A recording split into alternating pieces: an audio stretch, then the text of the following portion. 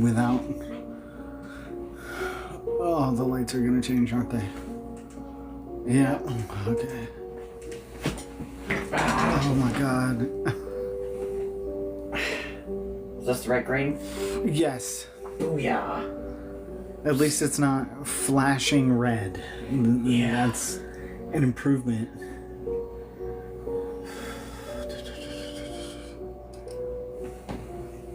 Hey, but I got it. Hi.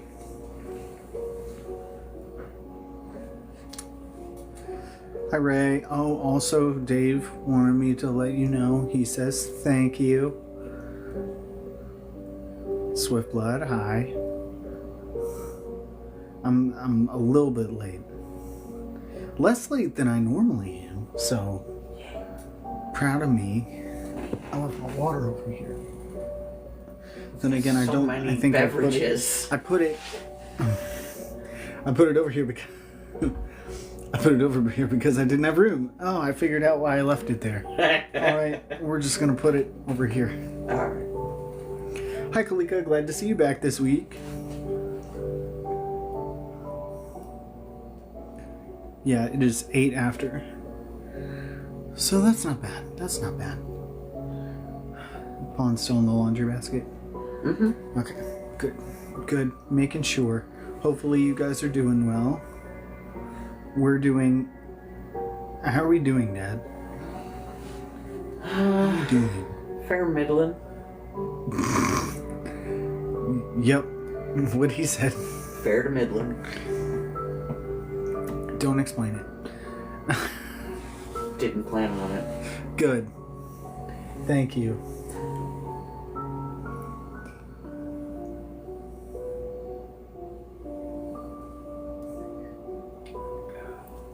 You knew what Dad meant. Mm-hmm. Mediocre at best. Mediocre.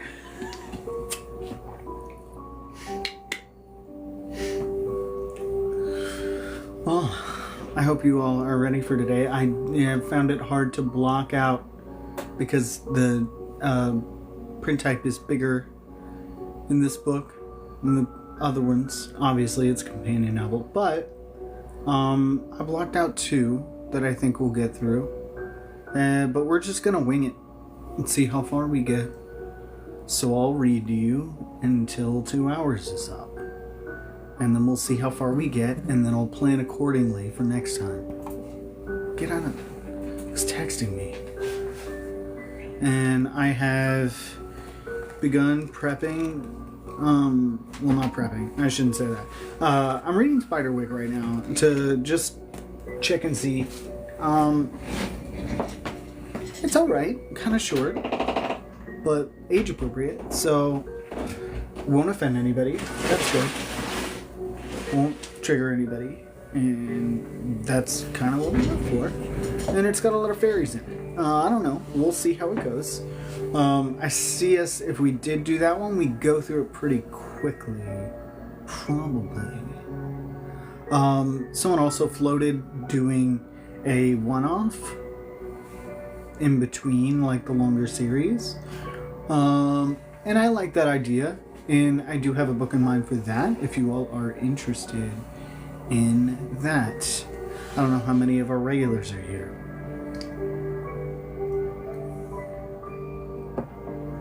But I'll also post a message in Discord floating all this later. See what we decide on. I also know someone mentioned another book that I forgot the name of at the current time. I gotta follow back up on that. I think it was... Who was it that had the other book suggestion? The other book recommendation for book club that I can't remember right now.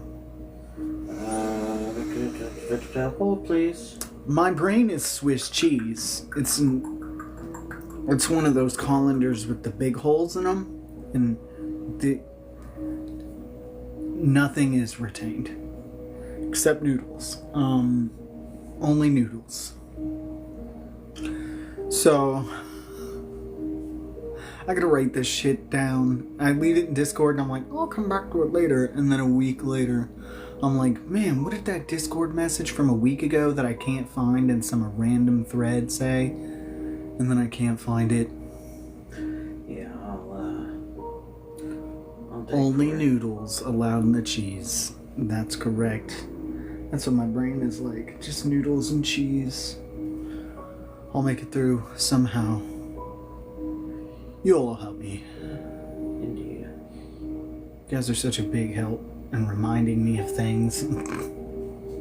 Reminding me to do things that I'd otherwise forget.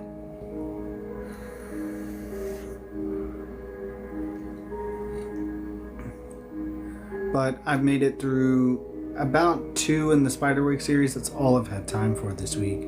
I've had a really busy week. A really tiring week. I feel like all the skin on my feet has been replaced with different skin that doesn't belong to me sometime in the night. And my feet hurt.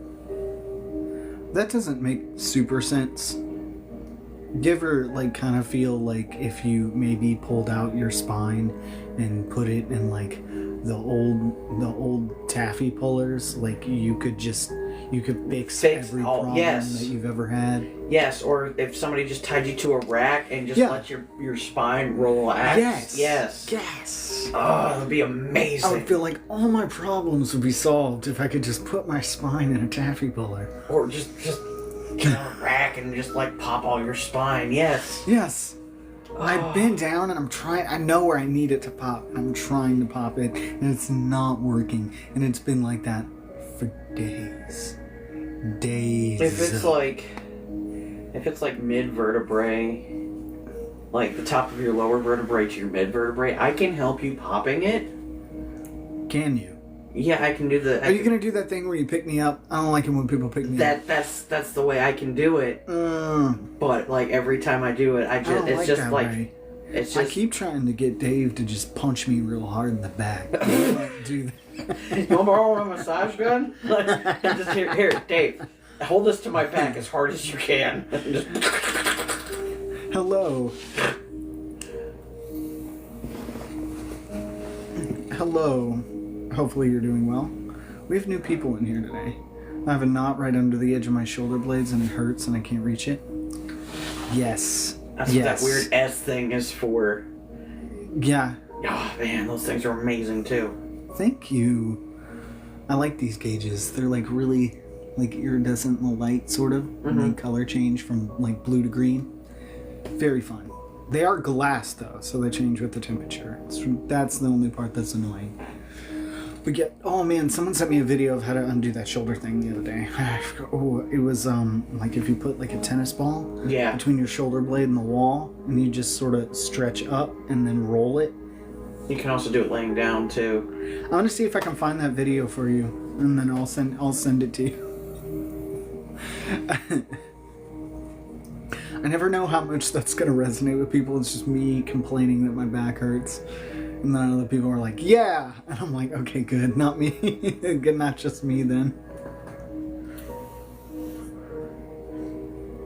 And Jasmine's like, my back also hurts. And I'm like, that's not good. I'm like, you're in your 20s. That shouldn't be happening that soon. No. It must be all this hard manual labor that you're not supposed to be doing. A smoothie. Not bad. Yeah, it's not. It's decent. I don't normally drink white. Yeah, it's no Chateau Montelena, but 20s is the new old age for real. Oh, God. For real. I have herniated discs, so yeah, go for it. Yes, let's spend the next 2 hours complaining about our back pain. Oh, God. I'll go first. No. No, I think Swiftblood should go first in that case. No, that's not what we do here. This is a book club. I read to you about once a week for about 2 hours, because that's what I'm capable of. And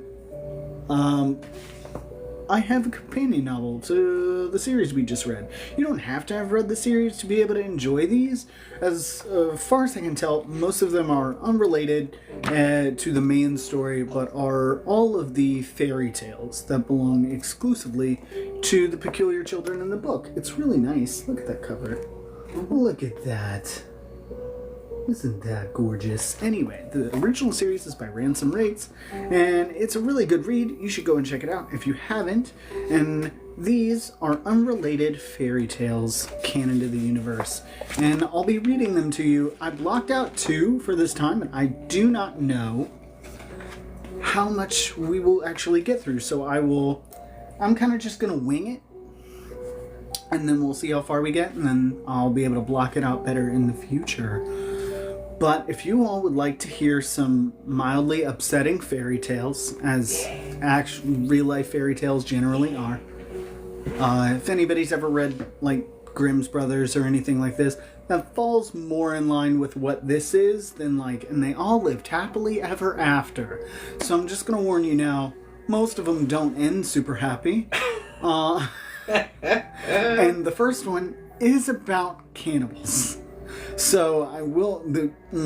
it's fine. The cannibals are fine. Also,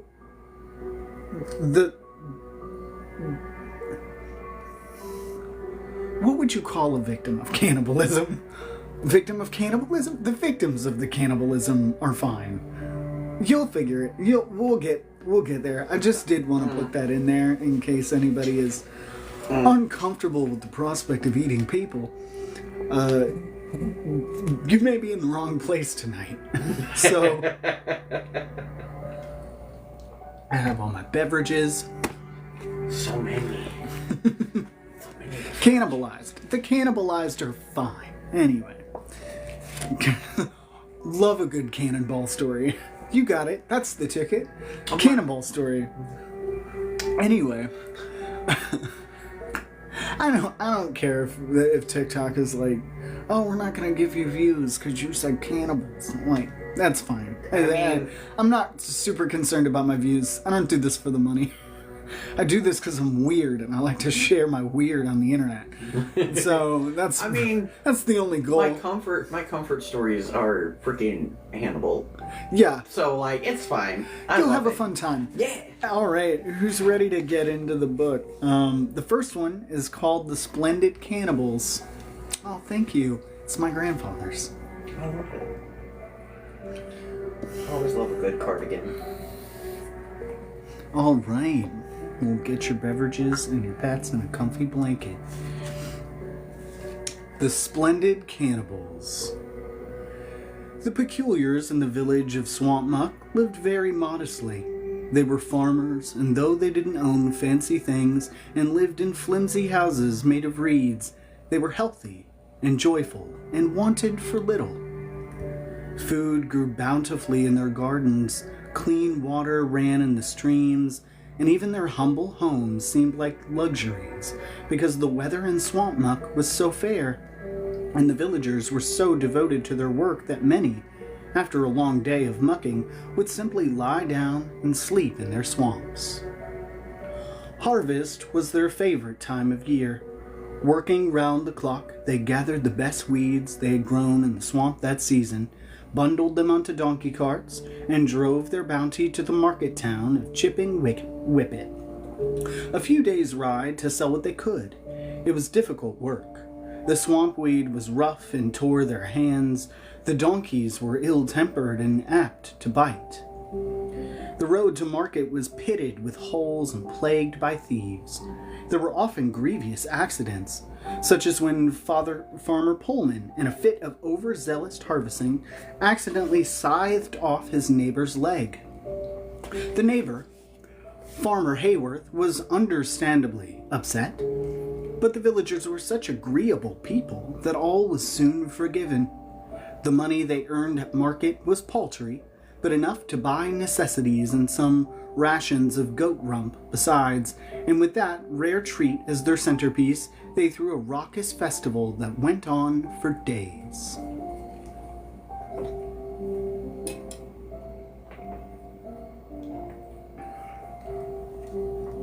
That very year, just after the festival had ended and the villagers were about to return to their toil in their swamps, 3 visitors arrived. Swamp Muck rarely had visitors of any kind, as it was not the sort of place people wanted to visit. And it had certainly never had visitors like these. 2 men and a lady dressed head to toe in lush brocaded silk, riding on the backs of 3 fine Arabian horses. But though the visitors were obviously rich, they looked emaciated and swayed weakly in their bejeweled saddles. The villagers gathered around them curiously, marveling at their beautiful clothes and horses. "Don't get too close," Farmer Sally warned. "They look as if they might be sick." "We're on a journey to the coast of Meek," explained one of the visitors, a man who seemed to be the only one strong enough to speak. "We were accosted by bandits some weeks ago, and though we were able to outrun them, we got badly lost. We've been turning circles ever since, looking for the old Roman road." "You're nowhere near the Roman road," said Farmer Sally. "Or the coast of Meek," said Farmer Pullman. "How far is it?" the visitor asked. 6 days' ride," answered Farmer Sally. "We'll never make it," the man said darkly. At that, the silk-robed lady slumped in her saddle and fell to the ground. The villagers, moved to compassion despite their concerns about disease, brought the fallen lady and her companions into the nearest house. They were given water and made comfortable in beds of straw, and a dozen villagers crowded around them, offering help. "Give them space," said Farmer Pullman. "They're exhausted. They need rest." "No, they need a doctor," said Farmer Sally. "We aren't sick," the man said. "We're hungry. Our supplies ran out over a week ago, and we haven't had a bite to eat since then." Farmer Sally wondered why such wealthy people hadn't simply bought food from fellow travelers on the road, but she was too polite to ask. Instead, she ordered some village boys to run and fetch bowls of swampweed soup and millet bread and what little goat rump was left over from the festival. But when it was laid before the visitors, they turned the food away. "I don't mean to be rude," said the man, "but we can't eat this." "I know it's humble spread," said Farmer Sally, "and you're probably used to feast fit for kings, but it's all we have." "It isn't that," the man said. "Grains, vegetables, animal meat, our bodies simply can't process them, and if we force ourselves to eat, it will only make us weaker." The villagers were confused. "If you can't eat grains, vegetables, or animals," asked Farmer Pullman, "then what can you eat?" "People," the man replied. Everyone in the small house took a step back from the visitors. "You mean to tell us you're cannibals?" said Farmer Hayworth.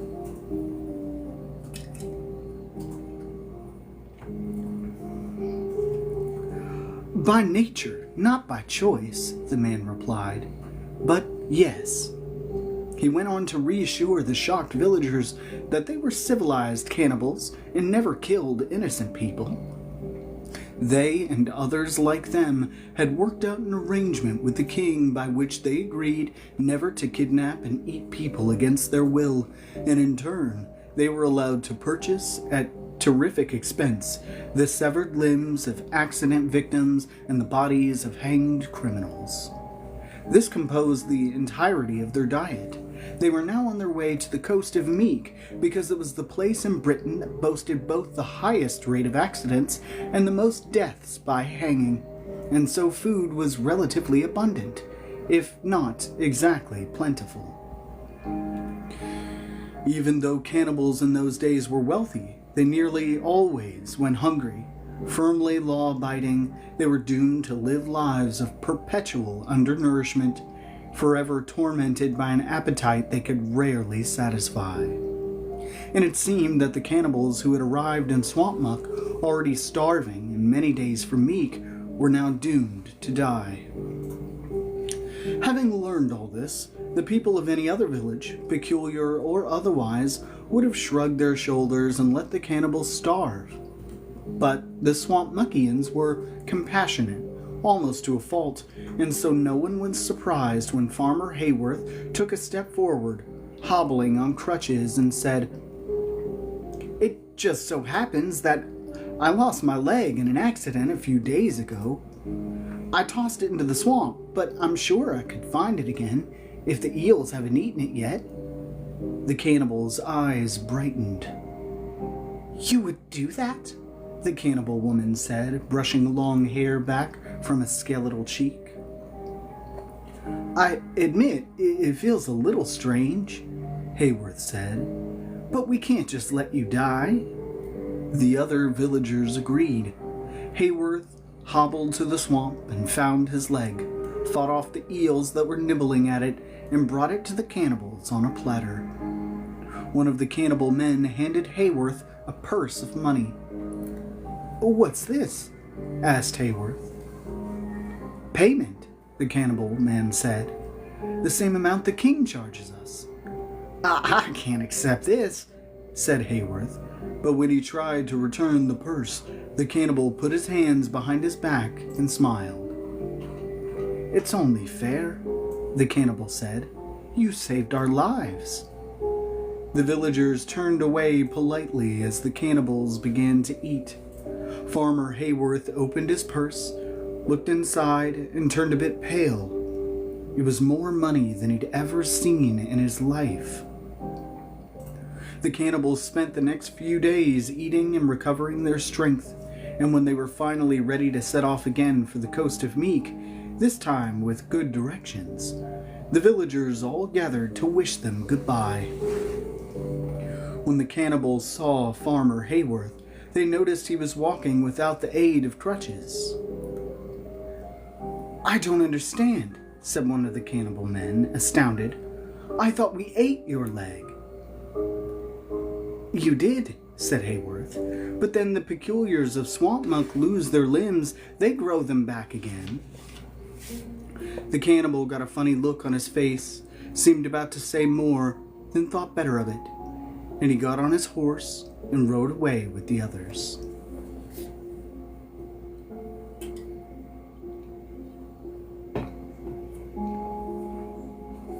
Weeks passed. Life in Swamp Muck returned to normal for everyone but Farmer Hayworth. He was distracted, and during the day he could often be found leaning on his mucking stick, gazing out over the swamps. He was thinking about the purse of money which he'd hidden in a hole. What should he do with it? His friends all made suggestions. "You could buy a wardrobe of beautiful clothes," said Farmer Bettelheim. "But what would I do with them?" Farmer Hayworth replied. "I work in the swamps all day. They would only get ruined." "You could buy a library of fine books," suggested Farmer Hagel. "But I can't read," replied Hayworth, "and neither can anyone in Swamp Muck." Farmer Bachelard's suggestion was silliest of all. "You should buy an elephant," he said, "and use it to haul all your swamp weed to market." "But it would eat all the swamp weed before I could sell it," said Hayworth, becoming exasperated. "If only I could do something about my house. The reeds do little to keep the wind out, and it gets drafty in the winter." "You could use the money to paper the walls," said Farmer Anderson. "Don't be an idiot," Farmer Sally piped up. "Just buy a new house." And that's exactly what Hayworth did. He built a house made of wood, the first ever constructed in Swamp Muck. It was small, but sturdy, and kept out the wind, and it even had a door that swung open and shut on hinges. Farmer Hayworth was very proud, and his house was the envy of the entire village. Some days later, another group of visitors arrived. There were 4 of them, 3 men and a woman, and because they were dressed in fine clothes and rode on Arabian horses, The villagers knew right away who they were: law-abiding cannibals from the coast of Meek. These cannibals, however, did not appear to be starving. Again, the villagers gathered round to marvel at them. The cannibal woman, who wore a shirt spun with gold thread, pants buttoned with pearls, and boots trimmed with fox fur, said, "Friends of ours came to your village some weeks ago, and you showed them great kindness. Because we are not a people accustomed to kindness, we have come to thank you in person." And the cannibals got down from their horses and bowed to the villagers, then went about shaking the villagers' hands. The villagers were amazed at the softness of the cannibal's skin. "One more thing before we go," said the cannibal woman. "We heard you have a unique talent. Is it true you regrow lost limbs?" The villagers told them it was true. "In that case," the woman said, "we have a modest proposal for you."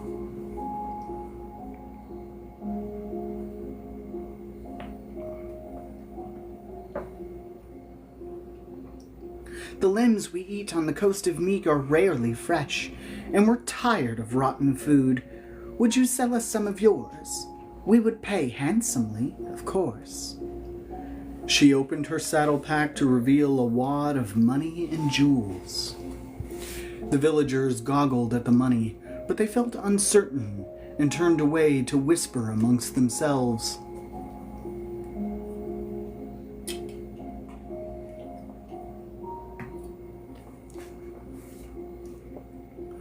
"We can't sell our limbs," Farmer Pullman reasoned. "I need my legs for walking." "Then only sell your arms," said Farmer Bachelard. "But we need our arms for swamp mucking," said Farmer Hayworth.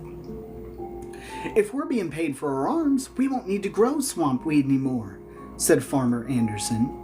"We hardly earn anything from farming anyway." "It doesn't seem right, selling ourselves that way," said Farmer Hayworth. "Easy for you to say," said Farmer Bettelheim. "You've got a house made of wood." And so the villagers made a deal with the cannibals. Those who were right-handed would sell their left arms, and those who were left-handed would sell their right arms, and they'd keep on selling them as they grew back. That way, they'd have a steady source of income and would never again have to spend all day mucking or endure a difficult harvest. Everyone seemed pleased with the arrangement, except Farmer Hayworth, who rather enjoyed swamp mucking and was sorry to see the village give up its traditional trade, even if it wasn't very profitable compared to selling one's limbs to cannibals. But there was nothing Farmer Hayworth could do, and he watched helplessly as all his neighbors gave up farming, let their swamps go fallow, and hacked their arms off. Their peculiarity was such that it didn't hurt much, and the limbs came off rather easily, like a lizard's tail. They used the money they earned to buy food from the market at Chipping Whippet. Goat rump became a dish eaten daily rather than annually, and to build houses made of wood like Farmer Hayworth's. Everyone wanted a door that swung on hinges, of course. Then Farmer Pullman built a house with 2 floors. And soon everyone wanted a house with 2 floors. Then Farmer Sally built a house with 2 floors and a gabled roof. And soon everyone wanted houses with 2 floors and a gabled roof. Every time the villagers' arms regrew and were hacked off and sold again, they would use the money to add to their houses. Finally, the houses grew so big that there was hardly any room between them, and the village square, once wide and open, was reduced to a narrow alley. Farmer Bachelard was the first one to hit upon a solution. He would buy a big plot of land on the outskirts of the village and build a new house there, even larger than his current one, which had, incidentally, 3 doors that swung on hinges, 2 floors, a gabled roof, and a porch. This was around the time when the villagers stopped going by Farmer This and Farmer That and started calling themselves Mr. This and Mrs. That. because they were no longer farmers, except for Farmer Hayworth, who kept on mucking his swamp and refused to sell any more limbs to the cannibals. He liked his simple house just fine, he insisted, and he didn't even use it that much because he still enjoyed sleeping in his swamp after a hard day's work. His friends thought him silly and old-fashioned and stopped coming by to see him. The once humble village of Swampmuck expanded rapidly as villagers bought larger and larger tracts of land upon which they built larger and more ornate houses. To finance this, they began selling the cannibals both an arm and a leg, the leg always on the opposite side from the arm to make balancing easier, and learned to get around on crutches. The cannibals, whose hunger and wealth both seemed inexhaustible, were very happy with this. Then Mr. Pullman tore down his wooden house and replaced it with one made of brick, which touched off a race amongst the villagers to see who could build the grandest brick house. But Mr. Bettelheim bested them all. He built a beautiful house made of honey-colored limestone, the sort of home only the richest merchants in Chipping Whippet lived in. He had afforded it by selling his arm and both of his legs.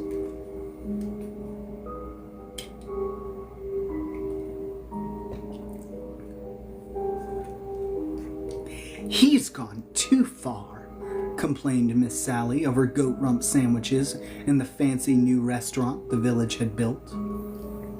Her friends agreed. "How does he plan to enjoy his 3-floor house," said Mrs. Wanamaker, "if he can't even walk up the stairs?" It was just at that moment that Mr. Bettelheim came into the restaurant, carried by a burly man from the neighboring village. "I've hired a man to carry me up and down the stairs and anywhere else I want to go," he said proudly. "I don't need legs."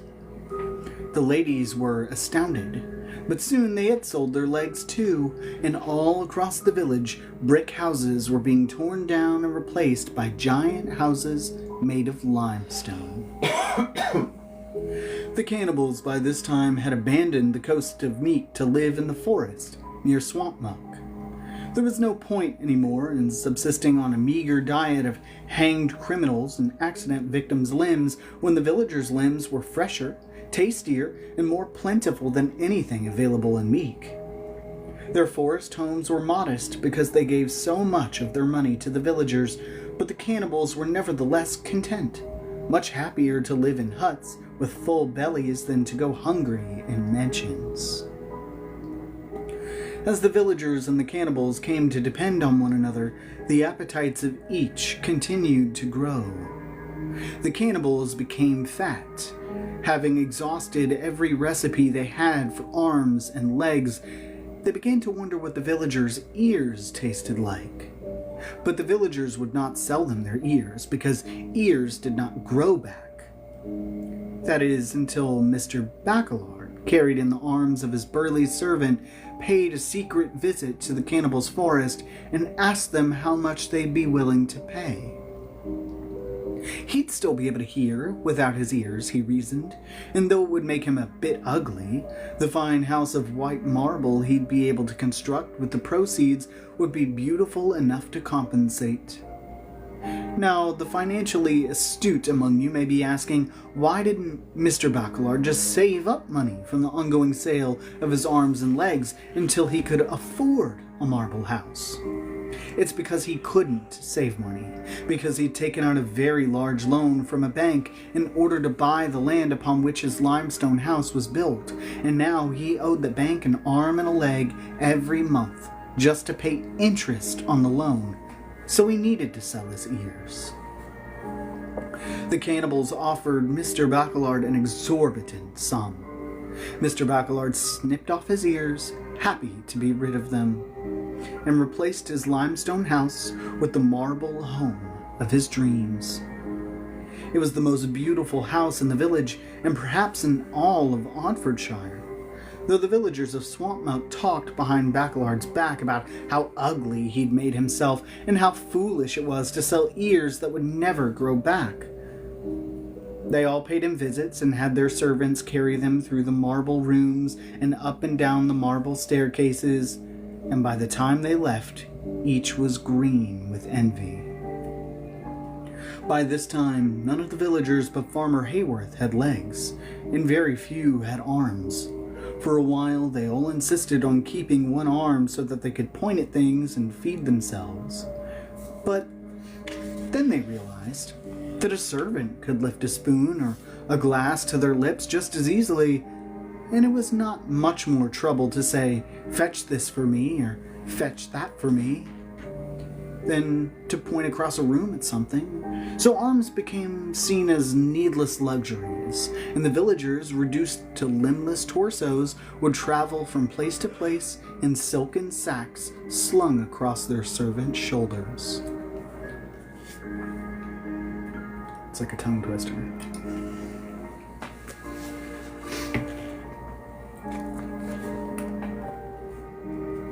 Ears soon went the way of arms. The villagers pretended they had not called Mr. Bacallard ugly. "He doesn't look so bad," said Mr. Bettelheim. "We could wear earmuffs," suggested Miss Anderson, and so their ears were snipped and sold and marble houses were built. The village gained a reputation for its architectural beauty, and what had once been a backwater visited only by accident became a tourist destination. A hotel was built and several more restaurants. Goat rump sandwiches were not even on the menu. The people of Swampmuck pretended they had never even heard of goat rump sandwiches. Tourists sometimes lingered near Farmer Hayworth's modest, flat-roofed house of wood, curious about the contrast between his simple home and the palaces that surrounded it. He would explain that he preferred the simple life of a four-limbed swampweed farmer and show them around his patch of swamp. His was the last bit of swamp in Swampmuck, as all the others had been filled in with dirt to make room for houses. The eyes of the country were on Swampmuck and its beautiful marble homes. The home's owners loved the attention, but were desperate to stand out in some way, as every house was nearly identical. Each wanted to be known as the owner of the most beautiful house in Swampmuck, but they were already using their arms and legs every month just to pay interest on their enormous loans, and they had already sold their ears. They began to approach the cannibals with new ideas. "Would you loan me money with my nose as collateral?" asked Mrs. Sally. "No," the cannibals said, "but we would happily buy your nose outright." "But if I cut my nose off, I'll look like a monster," she said. "You could wear a scarf around your face," they suggested. Mrs. Sally refused, and from her sack she instructed her servant to take her home. Next, Mr. Bettelheim came to see the cannibals. "Would you buy my nephew?" he whispered, his servant pushing an 8-year-old boy before the cannibals. "Absolutely not," the cannibals replied, and gave the terrified boy a candy before sending him home. Mrs. Sally returned a few days later. "Okay," she said with a sigh, "I'll sell you my nose." She had it replaced with a false one made of gold, and with the money she earned, built an enormous gold dome on top of her marble house. You may have guessed where this is going. The whole village sold their noses and built gold domes and turrets and towers. Then they sold their eyes, just one each, and used the money to dig moats around their houses, which they filled with wine and exotic drunken fish. They said that binocular vision was a luxury anyway, and needed mainly for throwing and catching things, which, lacking arms, they didn't do anymore. And it only took one eye to appreciate the beauty of their homes. Now, the cannibals were civilized and law-abiding, but they weren't saints. They were living in huts in the forest and cooking their food over campfires while the villagers lived in manors and palaces waited on by servants. So, the cannibals moved into the villagers' homes. There were so many rooms in the houses that it took the villagers some time to notice, but when they finally did, they were angry.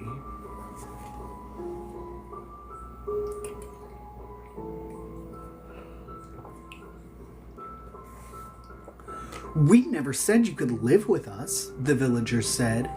"You're dirty cannibals who eat human flesh. Go stay in the woods." "If you don't let us live in your homes," the cannibals replied, "we'll stop buying your limbs and go back to Meek. Then you won't be able to pay your loans and you'll lose everything." The villagers didn't know what to do. They didn't want cannibals in their houses, but neither could they imagine going back to the way they used to live.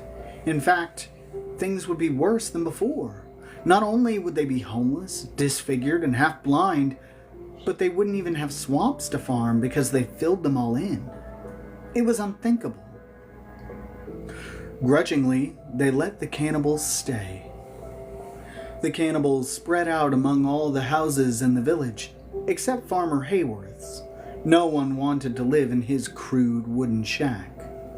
They took the master suites and largest bedrooms and made the villagers move into their own guest rooms, some of which did not even have an ensuite bathroom. Mr. Backlard was forced to live in his chicken coop. Mr. Anderson moved into his cellar. It was very nice for a cellar, but still. The villagers complained incessantly about the new arrangement. They still had tongues, after all. "Your cooking smells make me sick," Mrs. Sally said to her cannibals. "The tourists keep asking about you, and it's embarrassing," Mr. Pullman shouted at his cannibals, startling them as they read quietly in the study. "If you don't move out, I'll tell the authorities you've been kidnapping children and cooking them into quiches," Mr. Bettelheim threatened. "One doesn't cook a quiche, one bakes a quiche," replied his cannibal, a cultivated Spaniard named Hector. "I don't care," shouted Mr. Bettelheim, going quite red in the face. After some weeks of this, Hector decided he couldn't take it anymore. He offered Mr. Bettelheim every penny he had left on earth if he would just sell Hector his tongue. Mr. Bettelheim did not reject the offer out of hand. He gave it careful thought and consideration. Without his tongue, he'd no longer be able to complain or make threats against Hector, but with the money Hector was promising, he could build a second house on his property and live there, away from Hector, and he'd no longer have anything to complain about. And who else in the village would have not one but 2 golden-domed marble houses? Now, if Mr. Bettelheim had asked Farmer Hayworth's advice, his old friend would have told him not to take the cannibal's deal. "If the smell of Hector's cooking bothers you, come and live with me," Hayworth would have offered. "I have more than enough room in my house." But Mr. Bettelheim had shunned Farmer Hayworth, so had the rest of the village, so he didn't ask. And even if he had, Bettelheim was too proud and would rather live without a tongue than in Hayworth's sad little house. So Bettelheim went to Hector and said, "Okay." Hector drew his carving knife, which was always sheathed at his side. "Yes?" "Yes," Bettelheim said, and stuck out his tongue.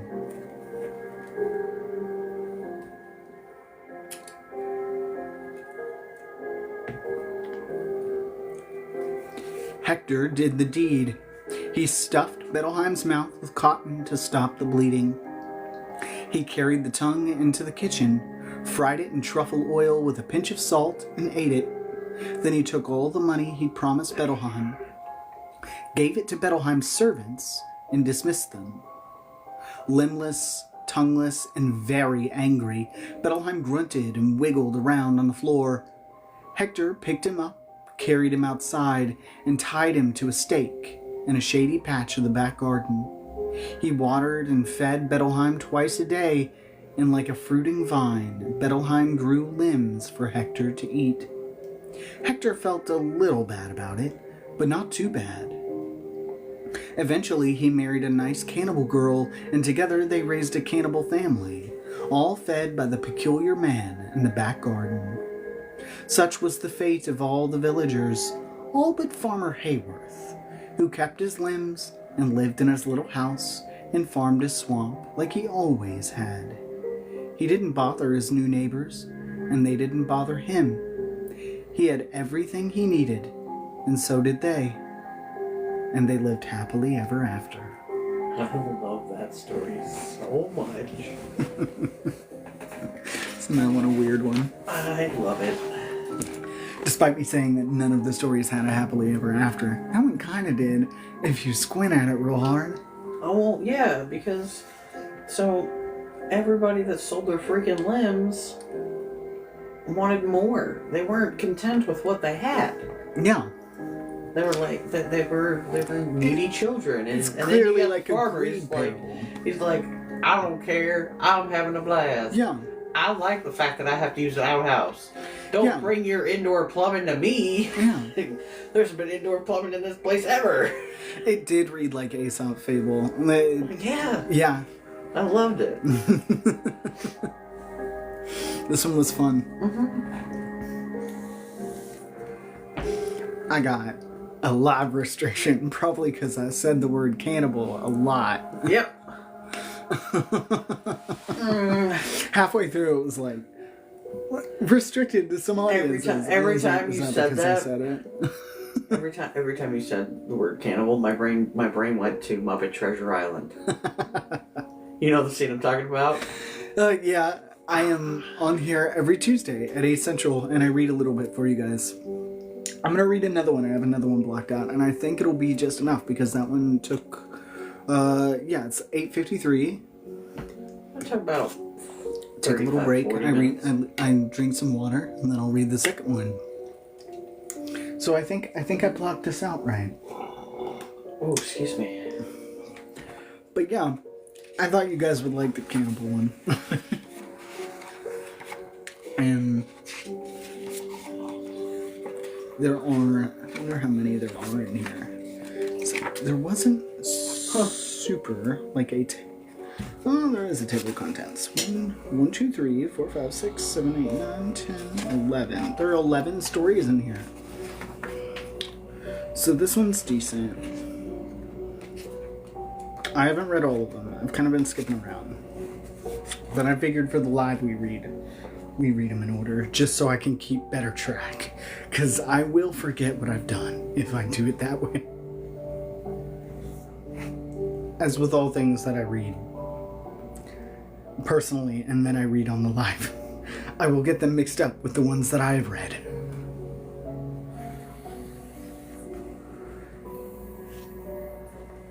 A little water.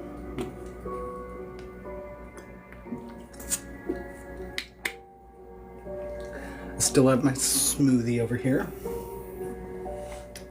And if you combine these first two stories, you just get the plot of Shrek. I'm not kidding. Why is everybody in my swamp? I read them back to back and I was like, Did I just read Shrek? if you combine these two, you get the whole plot of the first Shrek movie. I'm right. You'll see. We'll read it. The second one is called The Fork-Tongued Princess. I hope you see where I'm going with this.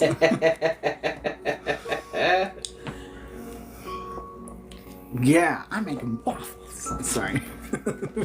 Stay up late till Manny's Lewis, and in the morning, I'm making waffles. Yeah. Do you know? I just remember the that's a nice boulder. I like that moment. That's a nice boulder. I say that all the time I see a boulder. I do. So ridiculous. Okay.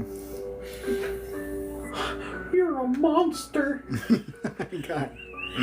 You can't do the gingerbread voice. It kills me. You go up so high, I feel like you're hurting yourself. I'm not, though. I've trained my voice to be able to do that again. Yeah. It scares me. I'm like, he's gonna hurt himself. He's gonna hurt himself trying to do the gingerbread man voice again. It's fine. I'll be alright. Alright. Who is ready for the fork-tongued princess? All the countries are made up, by the way. Hooray. Most of them are made. All right. In the ancient kingdom of Frankenberg, there was a princess who had a peculiar secret. In her mouth hid a long forked tongue, and across her back lay shimmering diamond-patterned scales. Because she had developed these serpentine characteristics during her teenage years and rarely opened her mouth for fear of being found out, she had been able to keep them secret from everyone but her handmaiden. Not even her father, the king, knew. It was a lonely life for the princess, as she rarely spoke to anyone for fear they'd catch a glimpse of her forked tongue. But her real trouble was this. She was to be married to a prince from Galatia. They'd never seen each other, but her beauty was so renowned that he'd agreed to the match anyway, and they were to meet for the first time on their wedding day, which was fast approaching. Their union would cement relations between Frankenberg and Galatia, ensure prosperity for both regions, and create a pact of defense against their hated mutual enemy, the warlike Principality of Frisia. The princess knew the marriage was politically necessary, but she was terrified the prince would reject her once he discovered her secret.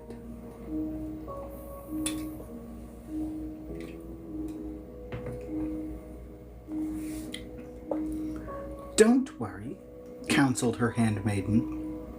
"He'll see your beautiful face, come to know your beautiful heart, and forgive the rest." "And if he doesn't?" the princess replied. "Our best hope for peace will be ruined, and I'll live the rest of my days a spinster." The kingdom prepared for a royal wedding. The palace was hung with golden silks, and chefs from across the land came to prepare a lavish feast. Finally, the prince arrived with his royal entourage. He climbed out of his carriage and greeted the king warmly. "And where is my bride to be?" he asked. He was shown into a reception hall where the princess was waiting. "Princess," cried the prince, "you're even lovelier than your reputation had me believe." The princess smiled and bowed, but would not open her mouth to speak. "What's the matter?" said the prince. "Have I struck you dumb with my good looks?" The princess blushed and shook her head. "Ah," the prince replied, "then you don't find me handsome, is that it?" Alarmed, the princess shook her head again. That wasn't what she'd meant at all, but she could see she was only making things worse. "Say something, girl, this is no time to be tongue-tied," hissed the king. "Pardon me, sire," said the handmaiden, "but perhaps the princess would be more comfortable speaking with the prince for the first time in private." The princess nodded gratefully.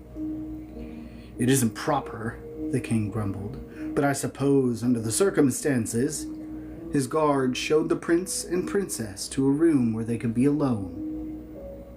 "Well," said the prince once the guards had gone, "what do you think of me?"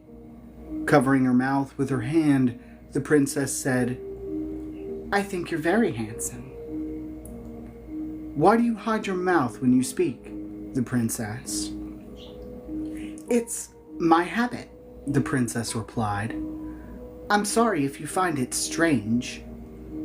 "You are strange, but I could learn to live with it, given your beauty." The princess's heart soared, but then crashed back to earth just as quickly. It would only be a matter of time before the prince discovered her secret.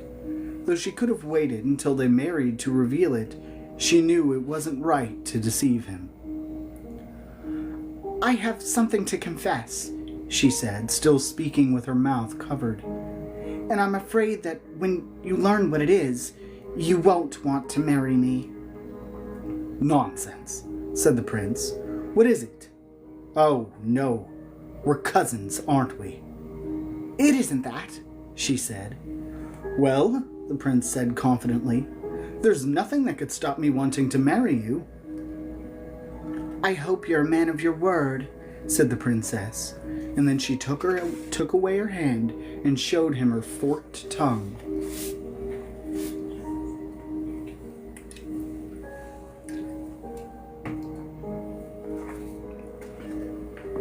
Stars above! Cried the prince, recoiling. That's not all, said the princess, and slipping one arm out of her dress, she showed him the scales that covered her back. The prince was flabbergasted, then furious. I could never marry a monster like you, he cried. I can't believe you and your father tried to trick me. He didn't, she said. My father doesn't know anything about it. Well, he's going to, the prince fumed.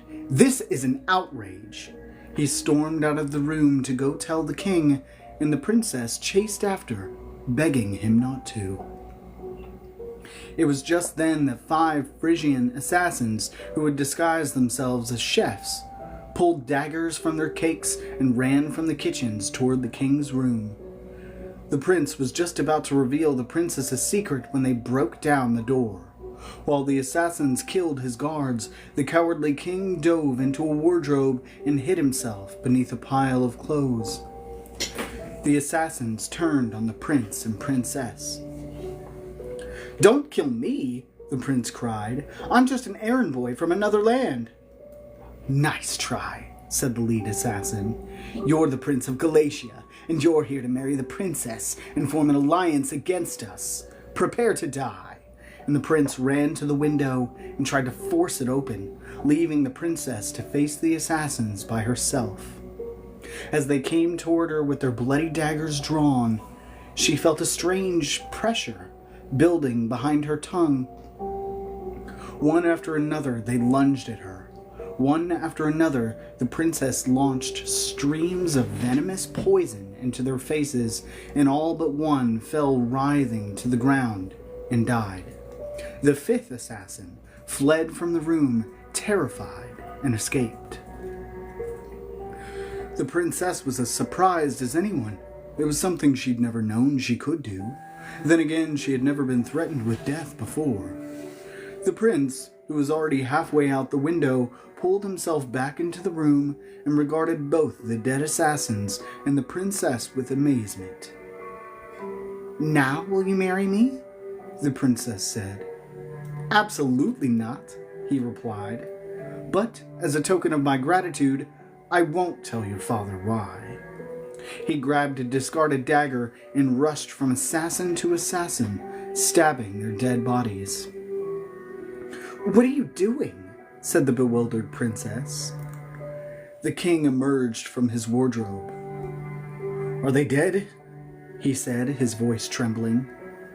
Yes, your majesty, said the prince, holding up the dagger. I killed them all. The princess was shocked by his lie, but held her tongue. Magnificent, cried the king. You're the hero of Frankenberg, my boy, and on your wedding day, no less. Ah, about that, the prince said. Regretfully, there will be no wedding. What? Shouted the king. Why not? I've just received word that the princess and I are cousins, said the prince. Such a shame. And without so much as a backward glance, the prince slipped out of the room, gathered his entourage, and took off in his carriage. This is preposterous, the king fumed. That boy is no more my daughter's cousin than I'm the chair's uncle. I won't allow my family to be treated this way.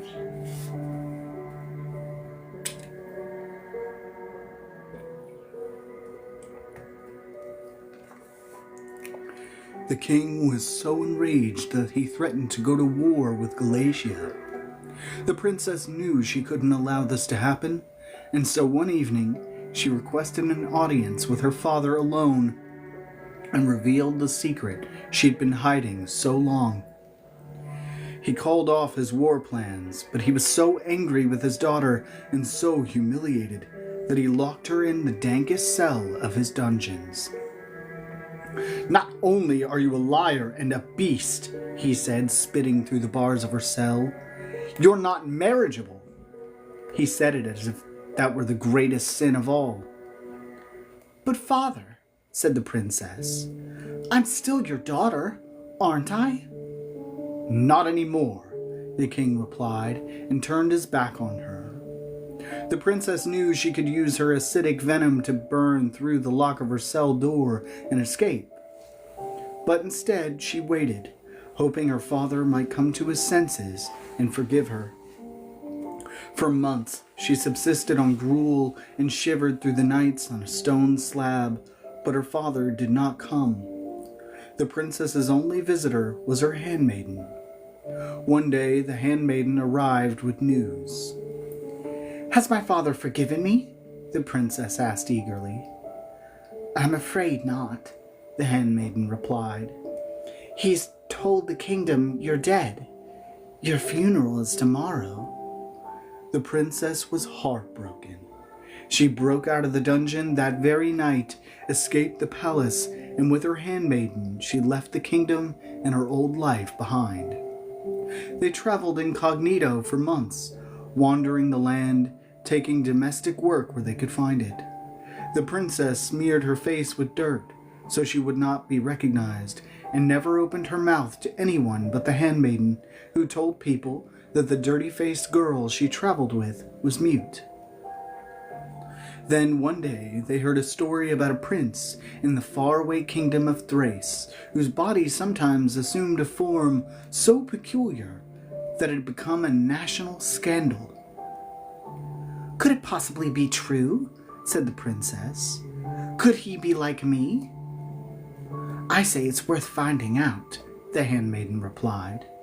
So they set out on a long journey.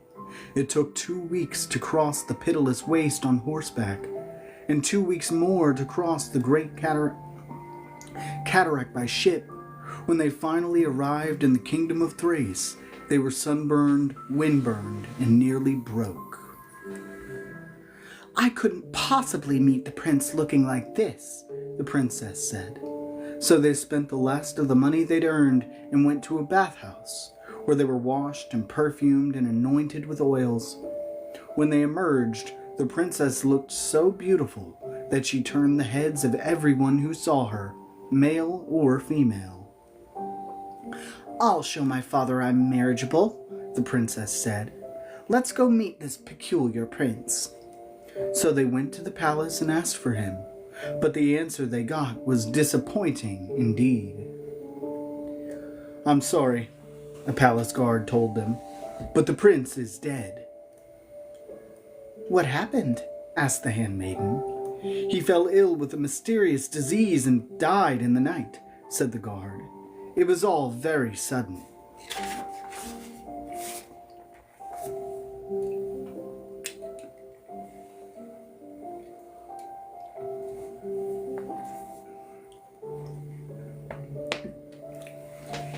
"That's exactly what the king said happened to you," the handmaiden whispered to the princess.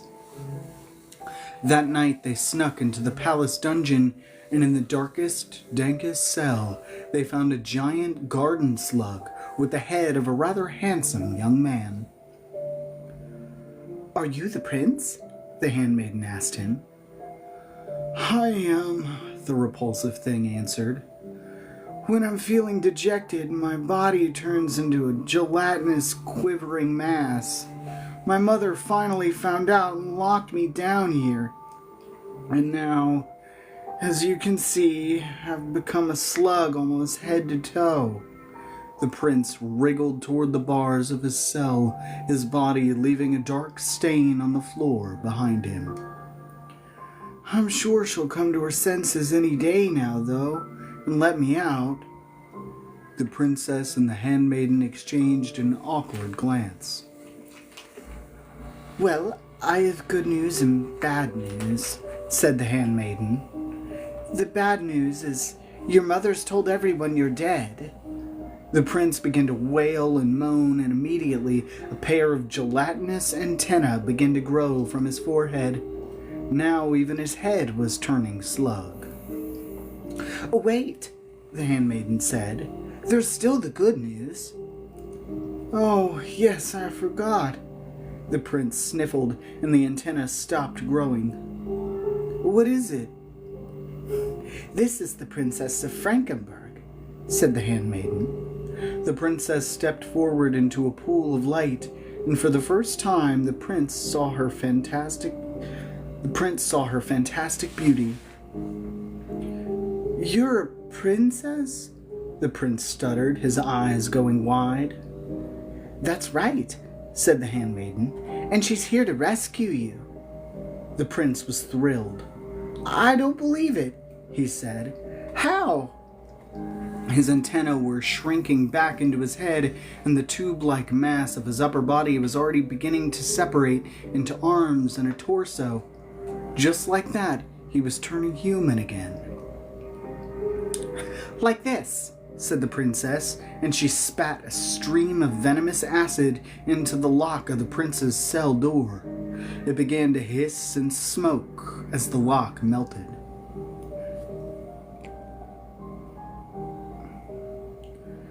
The prince recoiled in alarm. "What are you?" he said. "I'm peculiar, like you," the princess replied. "When my father found out my secret, he disowned me and locked me up too. I know just how you're feeling." As she spoke, her forked tongue flicked from her mouth. "And your tongue," the prince said. "That's part of what's wrong with you?" "And this," the princess said, and she slipped an arm from her dress and showed him the scales across her back. "I see," said the prince, his voice sorrowful again. "I should have known this was too good to be true."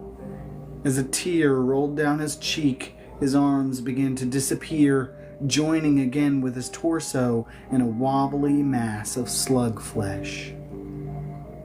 "Why are you sad?" the princess said. "We're a perfect match. Together we could show our parents that we're not unmarriageable and we're not trash. We can unite our kingdoms and one day perhaps take our rightful place on the throne." "You must be mad," the prince shouted. "How could I ever love you? You're a disgusting freak." The princess was speechless. She couldn't believe what he was saying. "Oh, this is so humiliating," the slug prince bawled, and an antenna sprung from his forehead, his face disappeared, and he became a slug from head to toe, quivering and moaning as he struggled to cry without a mouth.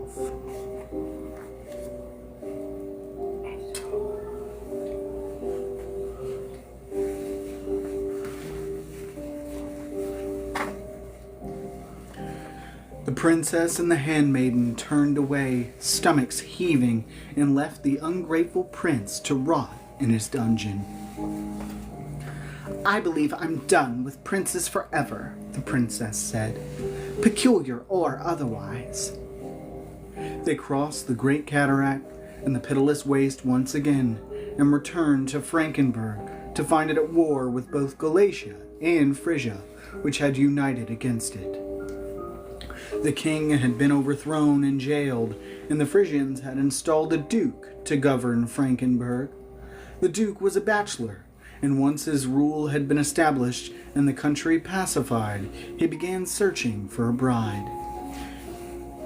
The duke's emissary discovered the princess working in an inn. "You there," he shouted, calling her away from a table she was cleaning. "The duke is looking for a bride." "Good luck to him," she replied. "I'm not interested." "Your opinion doesn't matter," the emissary replied. "Come with me at once." "But I'm not royal," she lied. "That doesn't matter either. The duke merely wants to find the most beautiful woman in the kingdom, and that may well be you." The princess was beginning to regard her beauty as something of a curse. She was given a nice dress to wear and brought before the duke. When she saw his face, a cold chill spread through her. This Frisian duke had been one of the assassins who had come to kill her. He was the lone assassin who had fled. Do I know you from somewhere? The Duke said. You look familiar. The princess was tired of hiding and tired of lying, so she told the truth. You tried to kill me once, and my father. I was once the Princess of Frankenberg. I thought you were dead, said the Duke. No, she replied. That was a lie my father made up. Then I'm not the only one who tried to kill you, he said and smiled. I suppose not. I like your honesty, said the Duke, as well as your fortitude. You're made of strong stuff, and we Frisians admire that. I can't make you my wife because you might murder me in my sleep, but if you'll accept the position, I'd like to appoint you as my advisor. Your unique perspective would be valuable indeed. The princess happily accepted. She moved back into the palace with her handmaiden, took a position of prominence in the Duke's government, and never again covered her mouth when she spoke, as she no longer had to hide who she was. After some time had passed, she paid her father a visit in the dungeons. He was wearing grimy sackcloth and not looking very kingly at all. Get out of here, he growled at her. You're a traitor, and I have nothing to say to you. Well, I have something to say to you, the princess replied. Though I'm still angry at you, I want you to know you're forgiven. I understand now that what you did to me wasn't the action of an evil man, but a common one. Fine. Thank you for the wonderful speech, said the king. Now go away.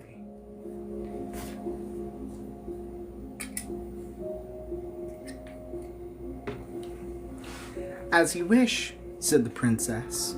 She started to go, then stopped at the doorway. By the way, they're planning to hang you in the morning. At this news, the king curled into a ball and began to snivel and cry. It was such a pathetic sight that the princess was moved to pity. Despite all her father had done, she felt her bitterness toward him melting away. She used her venom to melt the lock from his cell, secreted him out of the jailhouse, disguised him as a beggar, and sent him running in the same direction she had once fled the kingdom. He did not thank her, nor even look back at her, and then he was gone, and she was gripped by a sudden wild happiness, for her act of kindness had freed them both. And that is the end of that one. We still have plenty of time. We can do another one if we wanted to. Ooh.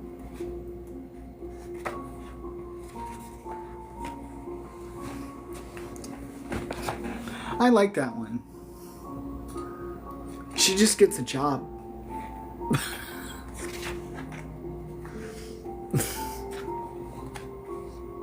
That's just...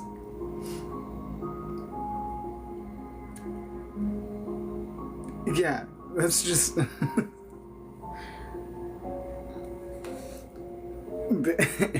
She lives happily ever after, at least. Yeah. I just like that one. Because it's like, rich white lady gets a job. Yeah. I know that's not the correct takeaway. I know that's not the correct takeaway, but that's my takeaway. That's a good takeaway, though. Aw, you were raised in the lap of luxury. Here's $7.25 an hour. Survive off of that. Yeah.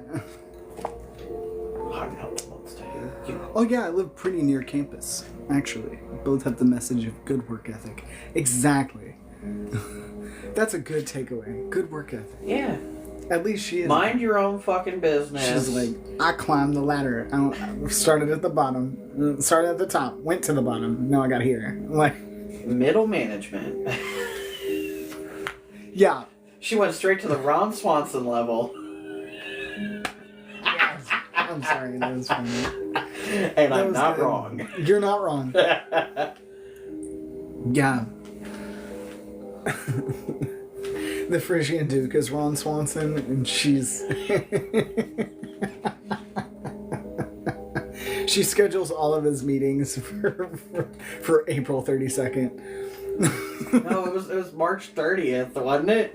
Yeah, well, the first time the second time is a fake date. The first time she was like, I didn't think there were 30 days in that month. When Nepo Baby changes industries. Anybody have that Nepo Baby song queued up? I don't. I didn't think about it before I started this. I just put on ambiance music.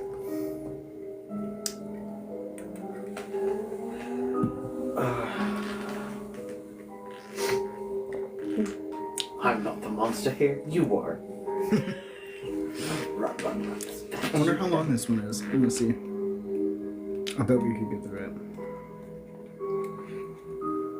it. 53? Yeah, we can do it. We can do it.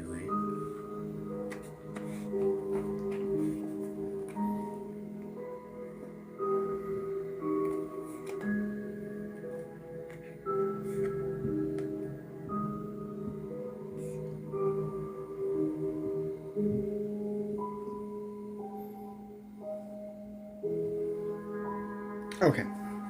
Sorry. I was reading there's a foreword in front of this one that was written by Millard canonically. So I was like, wait, this one has a note in front of it. Because I haven't read all of these yet. I have not read this one. I'm too busy trying to read all of Spiderwick in one afternoon. No, so I haven't read all of these. And this one's called The First Ymbryne, and there's a note in front of it left by Millard, which this is supposed to be like canon adjacent. So we have a note from Millard, is what I'm saying. Yeah. Millard is the one who puts together this book. He also is the one in that canon. makes the map. In canon. There's not a map in here. No, but he's the one But that works. he should have included a map. If I'm being honest, I expected him to make a map. And then he didn't have a map in here. Ow. There was a map. Ow. Are you okay over there? Look, Dad's having a time. My smoothie up my nose. But there should have been a map. Oh, fuck, it hurts. There should have been a map. There should have been a map. Yeah, well, write Ransom Riggs and tell him that there should have been a map. Because you just sent wine up your father's nose. Oops. Jerk.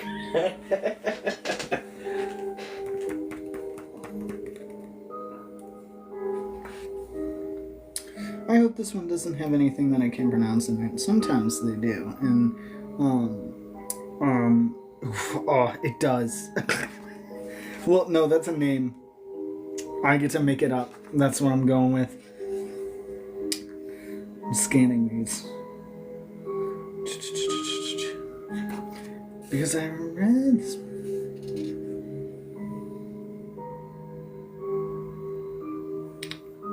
All right. They upgraded hardback book should have had a map in the binding. Yes. I love that. I like it when people design like the binding inside covers of books. You know what I mean? Like most books, you open them up and they just have like a color plate kind of thing. But then sometimes you get shit like that. Like nice patterns, backgrounds, sometimes with pictures in there. I actually want to show you my CIA encyclopedia. It's lovely. Or CAI, Culinary Arts Institute. You open it up, it's from the 70s, and it's got like all these pretty little like designs in there. I love books with designs in the. I think you would love majority of my cookbooks then, because like they have all the pretty fun things. I like all the story art for these. Which is very fun. Oh, I should show you the other ones. I don't know why I didn't think to do that. I'm such a bad host, you guys. That was the last one we read.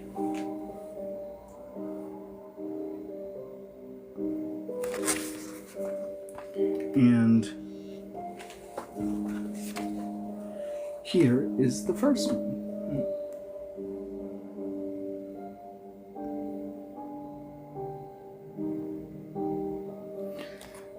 This this is a companion to a series. The original series was Miss Peregrine's Home for Peculiar Children by Ransom Riggs, and this is the companion book. You don't have to read the series to know what's going on in these, because it's basically just a tale of like a bunch of fables in the canon universe of this, but this one's called Tales of the Peculiar, in case you're interested. Alright. And we have the First Ymbryne. Who wants to go? Who's ready to go? I am. Dad has his hand raised, but he's here. He has to listen to me. Did you say that like it's an imposition on my end? For some people. Alright, we have a note from Millard on this one. Editor's note. While we can be certain that many of the tale's characters really lived and walked the earth, it can be difficult to confirm much of their factualness beyond that. In the centuries before our stories were written down, they were disseminated as oral tradition, and thus highly subject to change. Each teller embellishing the tales as she saw fit. The result is that today they are more legend than history, and their value, beyond simply being compelling stories, is primarily as moral lessons. The story of Britain's First Ymbryne, however, is a notable exception. It is one of the few tales whose historical authenticity can be thoroughly accounted for, the events it describes having been verified not only by many contemporaneous sources, but by the Ymbryne herself in her famous book of encyclical address, A Gathering of Tail Feathers. That is why I consider it the most significant of the tales, it being equally a moral parable, a rippling good yarn, and an important chronicle of peculiar history. Millard Nullings.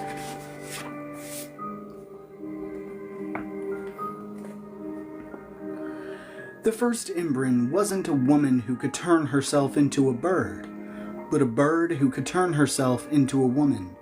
She was born into a family of goshawks, fierce hunters who didn't appreciate their sister's habit of becoming a fleshy, earthbound creature at unpredictable times. Her sudden changes in size toppling them out of their nest, and her odd, babbling speech spoiling their hunts. Her father gave her the name Ymina, which is the shrill language of goshawks meant strange one, and she felt the lonely burden of that strangeness from the time she was old enough to hold up her head. Goshawks are territorial and proud and love nothing more than a good bloody fight. Ymina was no different, and when a turf war erupted between their family and a band of harriers, she fought bravely, determined to prove she was every bit the goshawk her brothers were. They were outnumbered by the larger, stronger birds, but even when his children began to die in the skirmishes, Ymina's father would not admit defeat. In the end, they repelled the harriers, but Ymina was wounded, and all her siblings but one were killed. Wondering what it had all been for, she asked her father why they had not simply run away and found another nest to live in. "We had to defend the honor of our family," he told her. "But now our family is gone," Ymina replied. "Where's the honor in that?" "I don't suppose a creature like you would understand," he said, and straightening his feathers, he leaped into the air and flew away to go hunting. Ymina did not join him. She had lost her taste for the hunt, and for blood and fighting too, for which a goshawk was even stranger than turning into a human now and then. Perhaps she was never meant to be a hawk, she thought, as she winged down to the forest floor and landed on human legs. Perhaps she was born in the wrong body. Ymina wandered for a long time. She lingered around human settlements, studying them from the safety of treetops. Because she had stopped hunting, it was hunger that gave her the nerve to finally walk into a village and sneak bites of their food. Roasted corn put out for chickens, pies left to cool on windowsills, unwatched pots of soup, and she found she had a taste for it. She learned some human language so that she could talk to them, and discovered that she enjoyed their company even more than their food. She liked the way they laughed and sang and showed one another love. So she chose a village at random and went to live there. A kindly old man let her stay in his barn, and his wife taught Yamina to sew so she would have a trade. Everything was going swimmingly until a few days after she'd arrived. The village baker saw her turn into a bird. She hadn't yet grown accustomed to sleeping in human form, so every night she changed into a goshaw, flew up into the trees, and fell asleep with her head tucked under her wing. The shocked villagers accused her of witchcraft and chased her away with torches.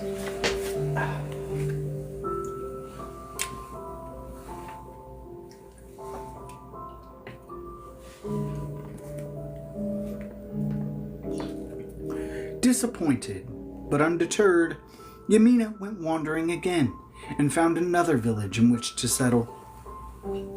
This time she was careful not to let anyone see her change into a bird, but the villagers seemed to distrust her regardless.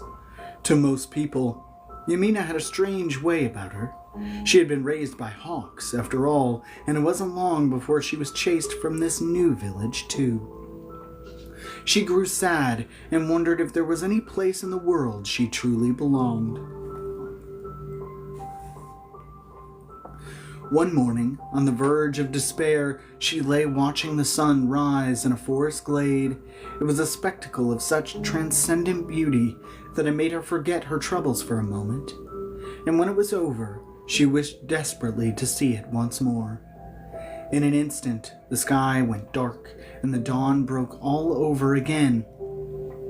And she suddenly realized she had a talent other than her ability to change form. She could make small moments repeat themselves. She amused herself with this trick for days, repeating the leap of a graceful deer or the fleeting slant of afternoon sun, just so she could better appreciate their beauty, and it cheered her up immensely. She was repeating the first fall of virgin snow when a voice startled her.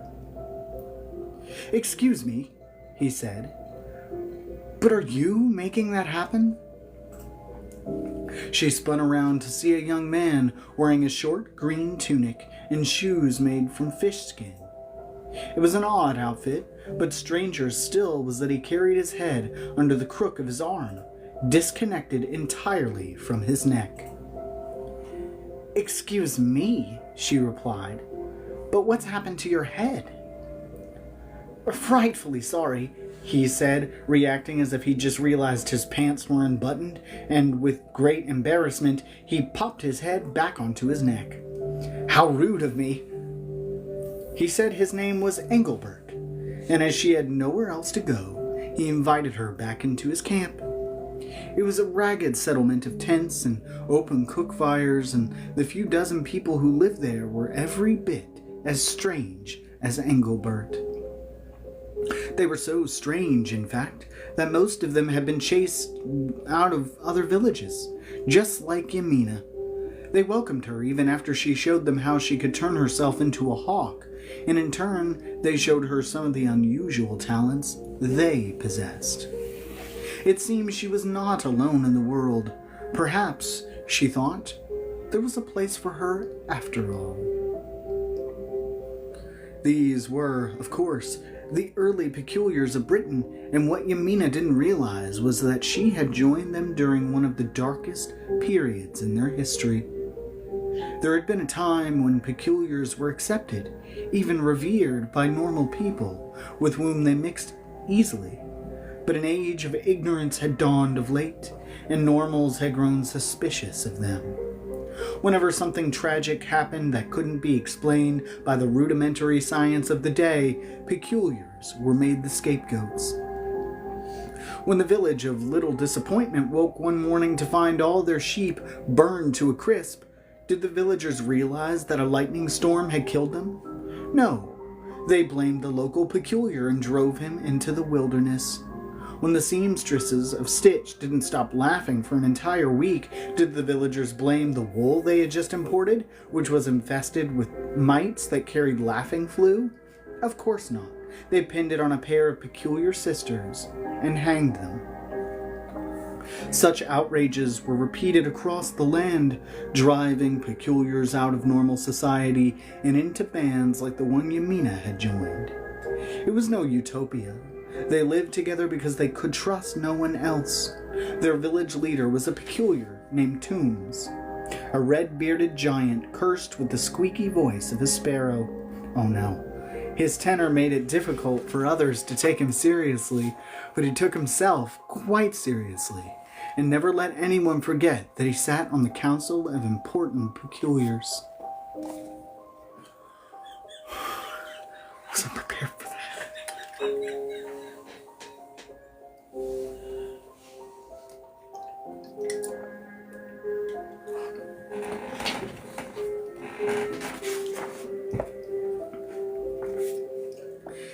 Yamina avoided Tombs, having developed something of an allergy to prideful men, and instead spent her days with her funny, occasionally headless friend, Engelbert. She helped him till the camp's vegetable patch and collect wood for cook fires, and he helped her get to know the other peculiars. They took to Yamina instantly, and she began to think of the camp as her adopted home, and the peculiars as her second family. She told them about life as a hawk and amused them with her trick of repeating things, once looping a moment where Tombs tripped over a sleeping dog until the whole village hurt from laughing, and they regarded her with tales of peculiardom's colorful history. There was, for a while, peace.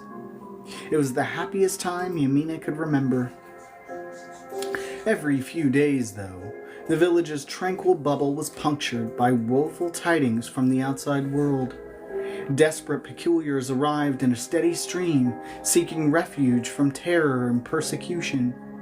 Each had a familiar tale to tell. They had lived peacefully among normals their whole lives, until one day they were accused of some absurd crime and chased out, lucky to escape with their lives. Like the unfortunate sisters of Stitch, not all were so lucky. The peculiars welcomed the new arrivals just as they had welcomed Yamina. But after nearly a month of influx, the village swelled from 15 peculiars to 50.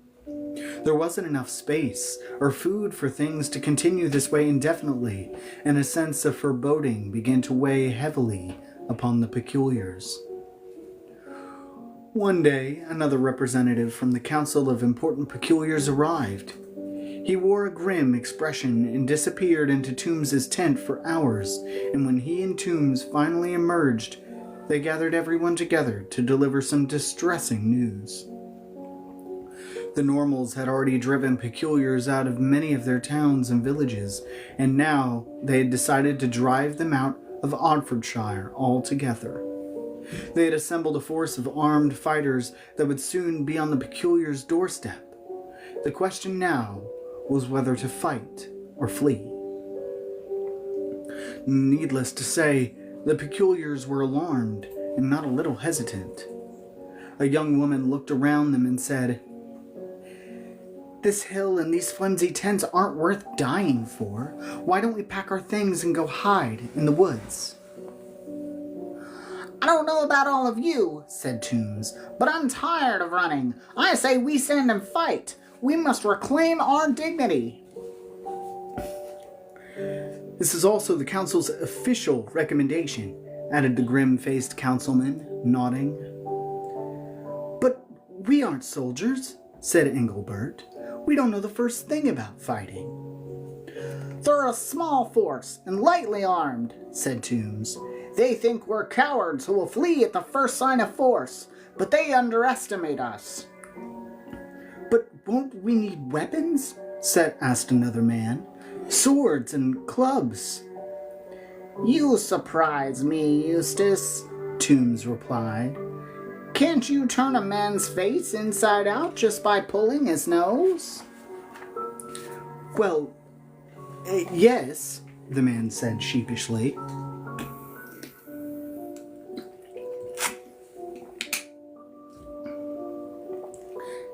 Millicent Neary, I've seen you light fires with only your breath. Imagine how terrified those normals will be when you set their clothes ablaze. You paint quite a picture, said Millicent. Yes, it would be something to send them running for a change. At that, the crowds began to mutter. Yes, it would be something. Those normals have had it coming for a long time. Did you hear what they did to Titus Smith? Cut him into bits and fed him to his own pigs. If we don't stand up for ourselves now, they'll never stop. Justice for Titus! Justice for us all! With little effort, the councilman had whipped the peculiars into a fervor. Even mild-mannered Engelbert was spoiling for a fight. Yamina, whose stomach had turned at the first mention of battle, couldn't listen anymore. She slunk out of the village and went for a long walk in the woods. Returning at dusk, she found Engelbert by his cook fire. His temper had cooled, but his resolve to fight had not. Come away with me, Yamina said to him. We'll start over somewhere else. Where will we go? He replied. They want to chase us out of Oxfordshire.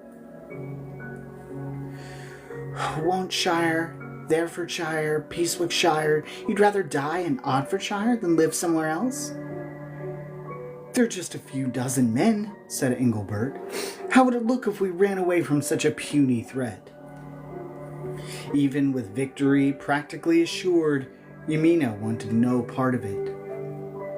How it looks isn't worth sacrificing a single hair from our heads, much less a life. So you won't fight? I lost one family to war already. I won't watch another throw itself willingly into the furnace. If you leave, they'll think you a traitor, said Engelbert. You'll never be able to come back. She looked at him. What will you think? Engelbert stared into the fire, struggling for words. The silence between them seemed answer enough, so Yamina slipped away and walked to her tent. As she lay down to sleep, a great sadness stole over her. She was sure it would be her last night as a human. Yamina left at the first inkling of dawn before anyone else had woken. She couldn't bear to say goodbye. She walked to the edge of the camp and turned into a hawk, and as she leapt into the air, she wondered if she would ever find another group that would accept her, human or avian. Yamina had only been flying a few minutes when she spotted the Normal's fighting force massed below. But it was no loose brigade of a few dozen men. It was an army of hundreds, and they blanketed the hills in glinting armor. The peculiars would be slaughtered. She turned around at once and flew back to warn them. She found Toombs in his tent and told them what she'd seen. He didn't seem surprised in the least. He had known. Why didn't you tell them so many soldiers were coming? Yamina said. You lied.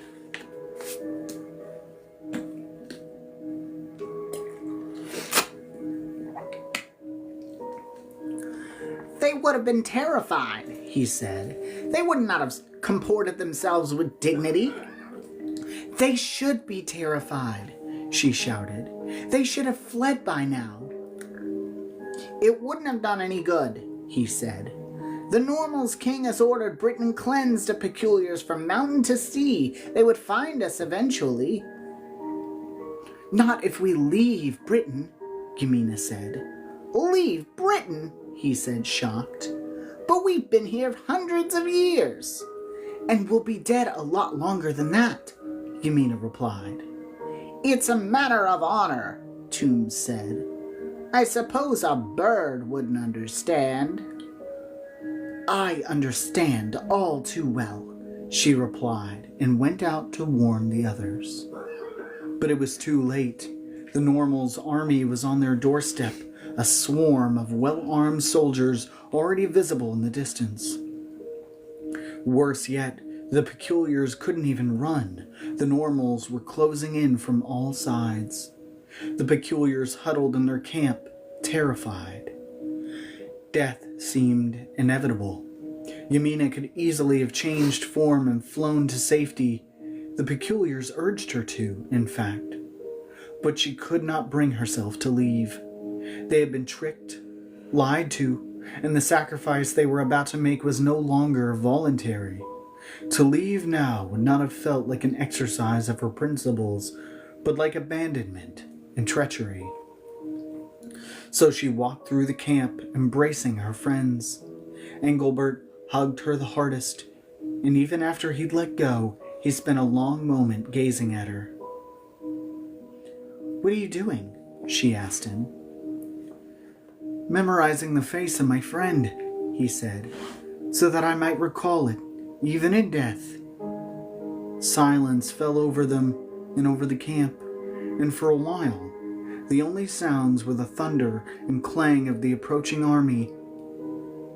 And then the sun came out suddenly from behind a dark cloud, bathing the land in glinting light. And Yamina thought the sight so beautiful that she wished she could see it once more before they were killed.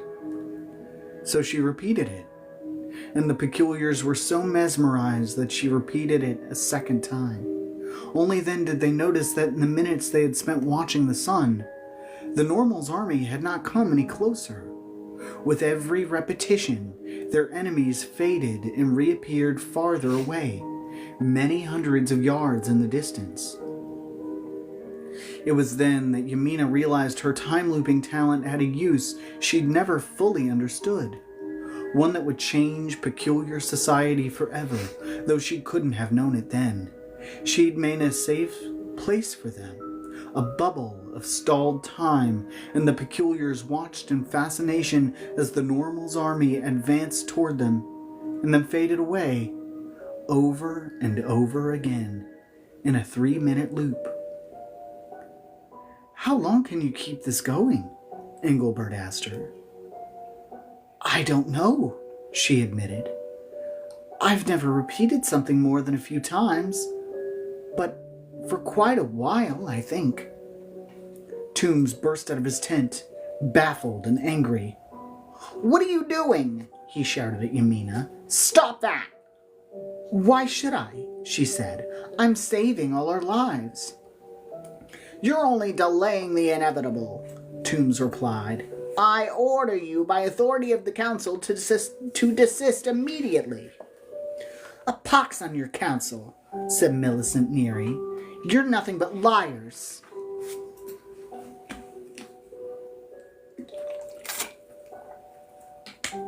Toombs had begun to enumerate the punishments that awaited anyone who defied the council's orders when Eustace Corncrake marched up to him and pulled his nose, which caused Toombs' face to turn inside out. He ran away, yelping and threatening recriminations, his head all pink and soft. Yamina kept looping. The peculiars rallied around her, cheering her on, but worrying quietly that she would not be able to keep it going forever. Yamina shared their concern. She had to repeat the loop every 3 minutes, so she could not sleep, but eventually her body would force her to, and the army that loomed perpetually in the distance would close in and finally crush them. After 2 days and a night, Yamina could no longer trust herself to stay awake, so Engelbert volunteered to sit beside her, and every time her eyes felt closed, he would nudge her. After 3 days and 2 nights, when Engelbert began to fall asleep himself, Eustace Corncrake volunteered to sit by his side and nudge him, and then when Eustace began to lose his battle with sleep, Millicent Neary volunteered to sit by him and drip water on his face whenever his eyes closed, so that eventually the whole camp of peculiars were sitting in a long chain, helping one another to help Engelbert to help Yamina stay awake. After 4 days and 3 nights, Yamina still had not missed a loop reset. She had, however, begun to hallucinate from exhaustion. She thought her lost brothers had come to see her, 5 goshawks flying loops of their own above the camp. They screeched words at her that made no sense. Again, another, again, again. Loop the loop to double its skin. She squeezed her eyes shut and shook her head, and then drank some of the water Millicent Neary was dripping onto Eustace Corncrake. When she looked up again, her ghostly brothers were gone, but their words stayed with her. She wondered if her brothers, or some part of her own embedded instinct, were trying to tell her something useful. Again. The answer came to her on the 5th day, or rather an answer. She wasn't sure if it was the right one, but she was entirely certain that she wouldn't last another day. Before long, no amount of nudging would keep her from sleep. So, she reset the loop. She'd long since lost count of how many times she'd made that sun peek out from behind that cloud, but it had to be thousands. And then, just a few seconds after having looped the loop, she made another one, inside the first loop. The results were instantaneous and bizarre. There was a strange sort of doubling of everything around them, the sun, the cloud, the army in the distance, as if her vision had blurred. The world took a short while to come back into focus, and when it did, it was all a bit older than before. The sun was farther behind the cloud, the army was farther away, and this time it took 6 minutes, not 3, for the sun to come out from behind the cloud.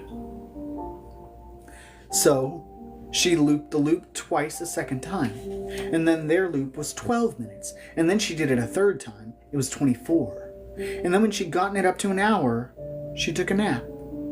And then she looped the loop again and again, and it was like she was filling a vessel with air or water.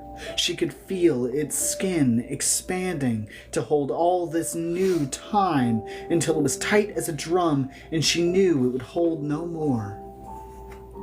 The loop Ymina had made was now 24 hours long, and it began the previous morning, long before there was an army on the horizon. Her fellow peculiars were so impressed and so grateful that they tried to call her Queen Ymina and Your Majesty, but she wouldn't let them. She was just Ymina, and it was the greatest joy she'd known to have made a safe place, a nest for her friends.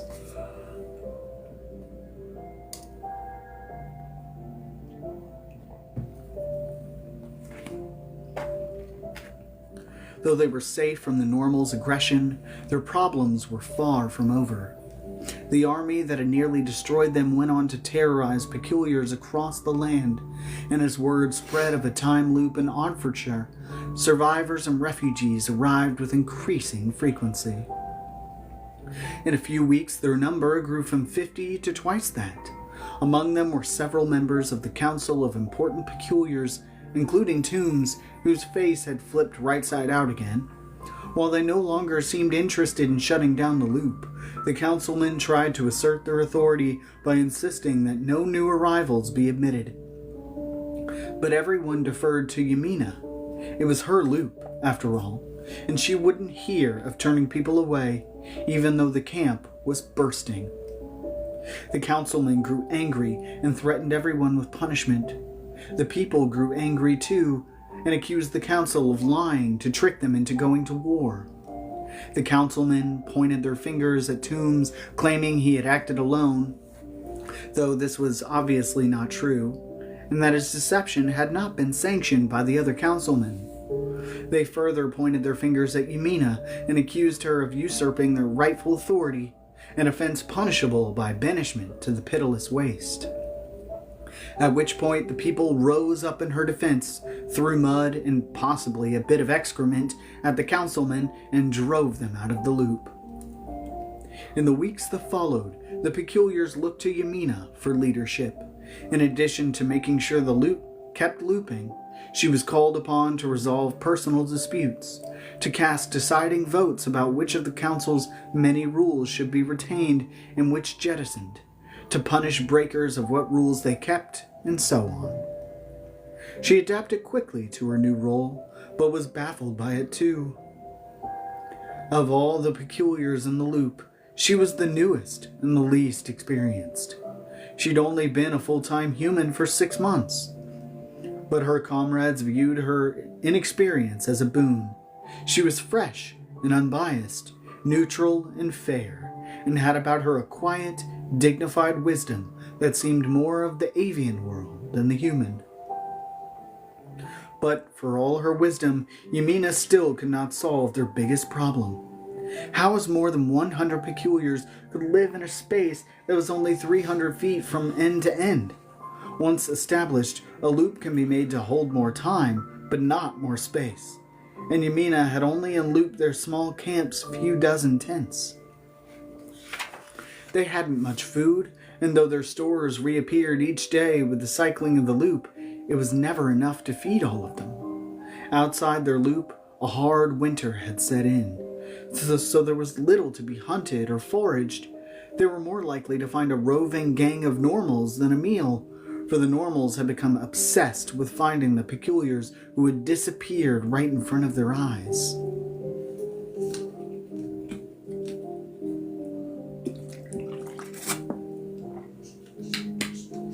Yamina was talking it over with Engelbert one night as they sat around a crowded cook fire. "What are we going to do?" she said. "If we stay here, we'll starve, and if we leave, we'll be hunted down." Engelbert had removed his head and placed it in his lap so that he could scratch the top of it with both hands, something he did when he was deep in thought. "Could you make a larger loop, someplace with plentiful food?" he asked. "If we're careful not to be seen, we could all move." "When the weather thaws, perhaps. We'd likely freeze to death in any new loop I made now." "Then we'll wait," he said. "We'll just have to starve a little until a good thaw comes." "And then what?" she said. "More peculiars in need will come, and soon we'll outgrow that loop too. A limit will be reached. I can only handle so much responsibility." Engelbert sighed and scratched his head. "If only you could copy yourself." A strange look came over Yamina's face. "What was that you said?" "If you could copy yourself," Engelbert repeated, "then you could make multiple loops, and we could spread out a bit.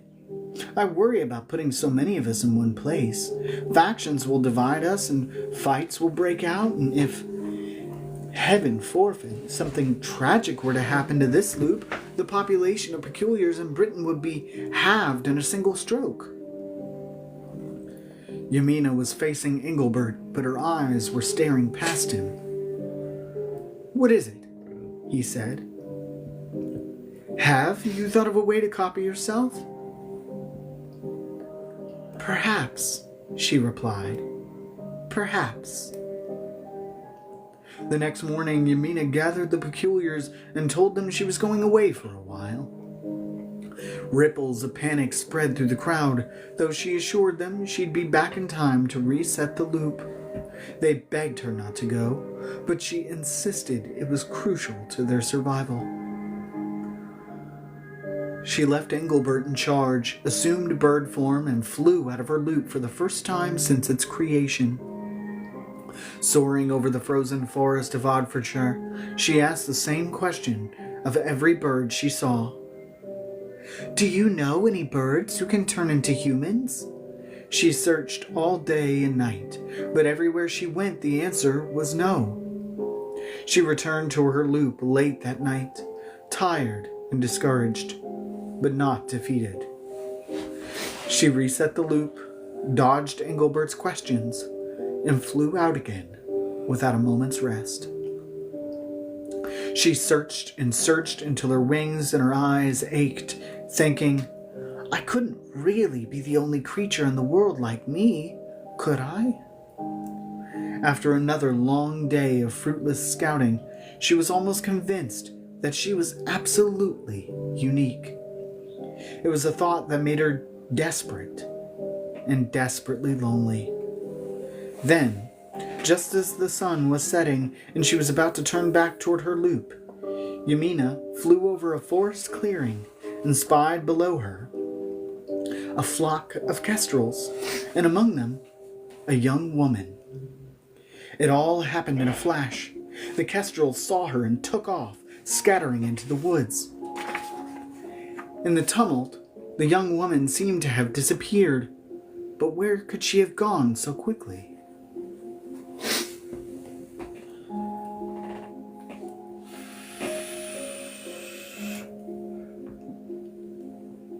Could she have turned into a kestrel and flown away with the others?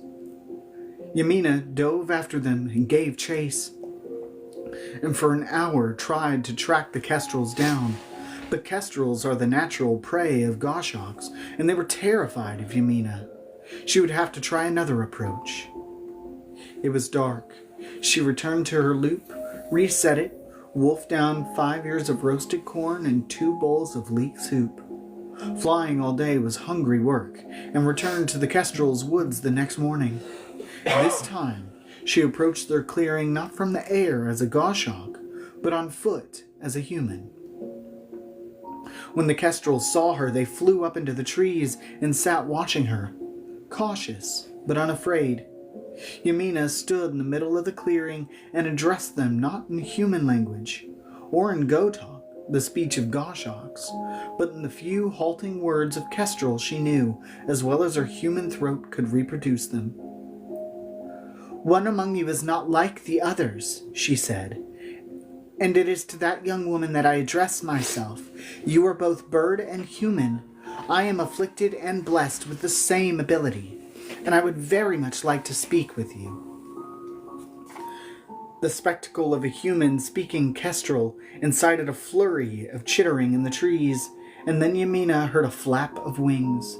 After a few moments, a young woman showed herself from behind a tree's trunk.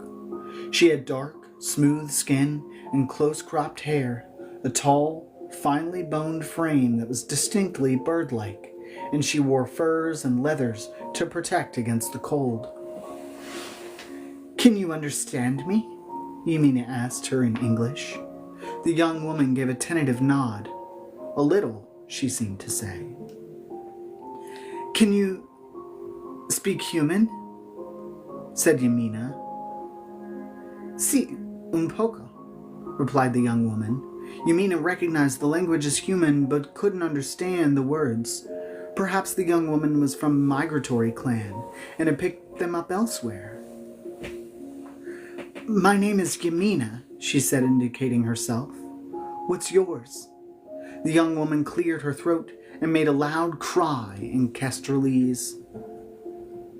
"Perhaps we'll just call you Miss Kestrel for now," said Yamina. "Miss Kestrel, I've an important question for you. Have you ever made something happen? More than once?" She drew a large circle in the air with her finger, hoping the young woman would understand. Miss Kestrel came forward a few paces, her eyes widening. Just then a clump of snow fell from a tree branch, and with a flourish of her arms, Miss Kestrel made it disappear from the ground and fall from the tree a second time. "Yes!"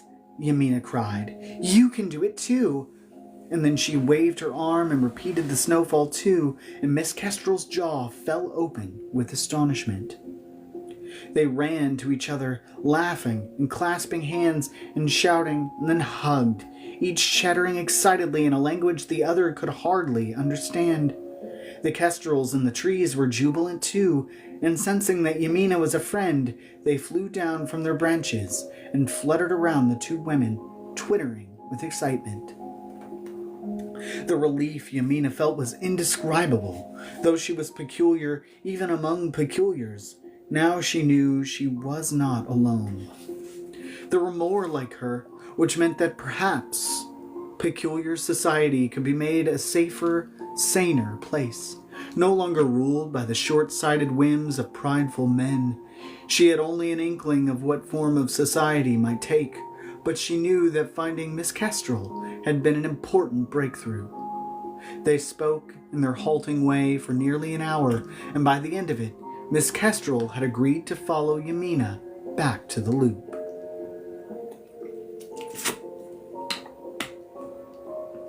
The rest, as they say, is history. Miss Kestrel came to live with the Peculiars. Yamina taught her everything she knew about loops, and soon Miss Kestrel was skilled enough to keep their loop going by herself. This allowed Yamina to embark on long-distance expeditions to find more time-looping birdwomen like themselves, which she did, bringing their number to 5. And when the new arrivals had been trained, and the hard, hungry winter had thawed into spring, they divided the Peculiars among them, and set out across the land to establish 5 new, permanent loops. They were regarded as safe havens of sanity and order, and word of them spread quickly. Peculiars who had survived the purges traveled from all across Britain to seek refuge in them. Though in order to be admitted, they had to agree to live under the rules of the bird women. The women became known as Yaminas, to honor the first of their kind, though with the passage of time and the gradual shifting of tongues in Britain, the word became Ymbryne. The Ymbrynes had a council twice a year to trade wisdom and collaborate. For many years, Yamina herself oversaw the proceedings, watching with pride as their network of Ymbrynes and loops increased, and the number of Peculiars they were able to protect grew to many hundreds. She lived to the ripe and happy age of 157. For all those years, she and Engelbert shared a house, but never a room, for they loved each other in a steady, companionable way.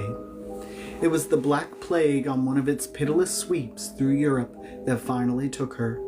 When she was gone, all the Peculiars she had saved who were still living, and all their children and grandchildren, risked their lives to cross hostile territory and carry her in a grand procession to the forest, and to the best of Engelbert's reckoning, to the very tree in which she had been born, and they buried her there among its roots. And that is the end of that one. It's a little over time. It was only 8 minutes. That's not too bad. Yeah.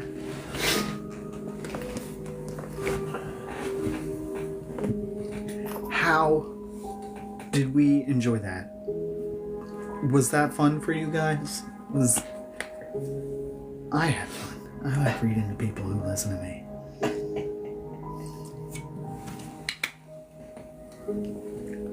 That was a fun time. And I didn't know that was in there. I didn't even prep read that one. Haha, that was straight off the dome. I didn't know there was going to be a dude with a squeaky voice in that one. I read that and I was like, my whole heart sank. Oh, I watched it happen. I was like, oh. I watched it happen. I was getting ready to scoot closer to you. When you change species to communicate and realize you still speak different languages. Oh, man. Oh, that's great. Yeah, we got a nice backstory.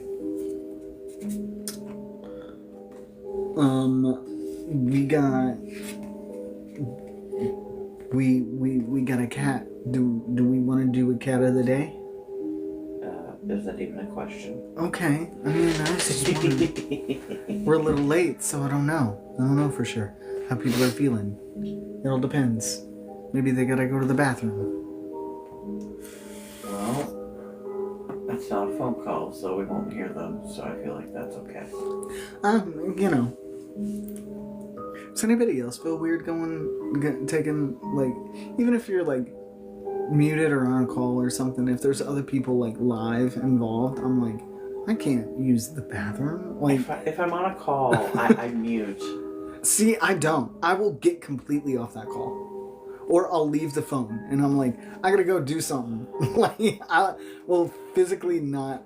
My phone will not enter that bathroom. There's only one person in the world that I've ever done that with, but we've been like friends since we were 5.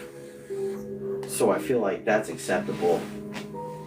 Yeah, I just ditch the phone. Yeah, I'll ditch the phone, but I don't mute either. I just leave the phone. I'm like, I gotta go. If I don't want to get off the phone. Or that, or I'll dip. I'm like, I gotta go. Bye. Irish goodbye. Bye. Just dip out. Yeah. All right, and we have a little cat fact to end the day on.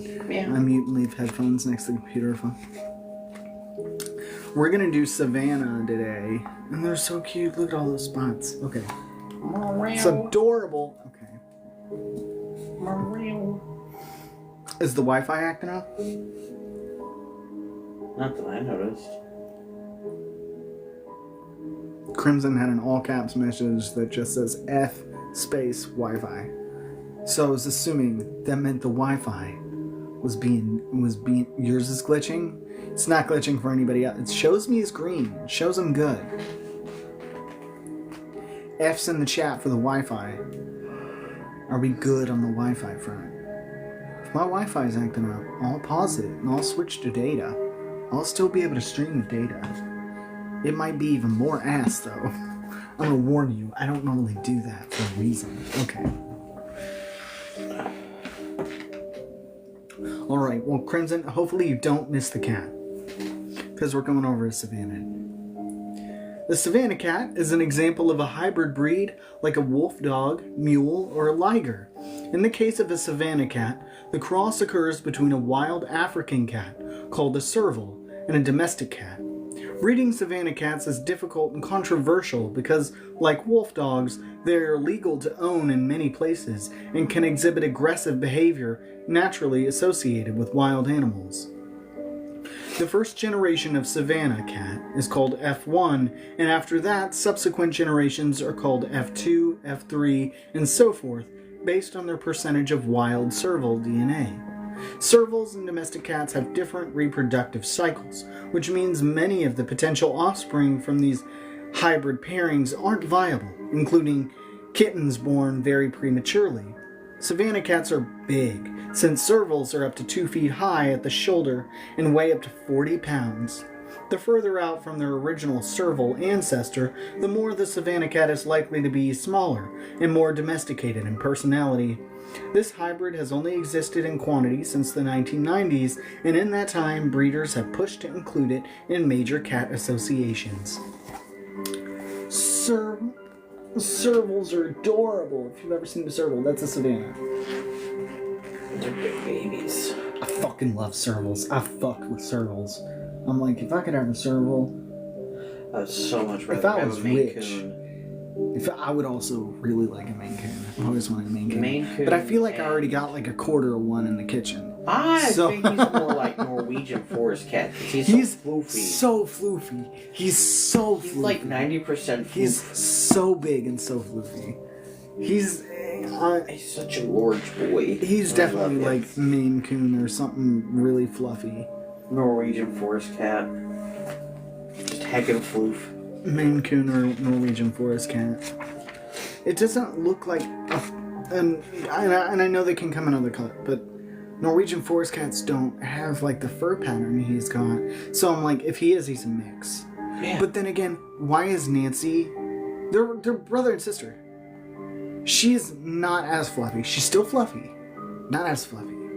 She might have just be stunted because she gets bullied out of her food by Spike. The plot thickens. Yes. I'm like, maybe she would be if he didn't steal her food. I have to run him and Toast off daily. Toast Sure. bullies that cat. I was gonna say, I believe that from Toast most of all. Toast tries to sneak though. Spike is just like, time for second breakfast. And I'm like, no, you get one breakfast, dog. You get one breakfast. Just one. That's Oh, your no. sister's breakfast. We don't do that. And then Nancy was like, I was done anyway. Just waltzes off. And I'm like, no, get back here and eat this food. Trying to ensure all of them eat is insane. If you had a serval, I'd be coming over to your house, Crimson. Sorry, I'm there. I'm there. I want a I serval. don't have a serval, but I have a very mouthy Lynx Point Siamese. It demands cuddles all the time. So, there you go. All right. Well, we are now 16 past. So we are going to move to the Discord, and I'm going to play video games.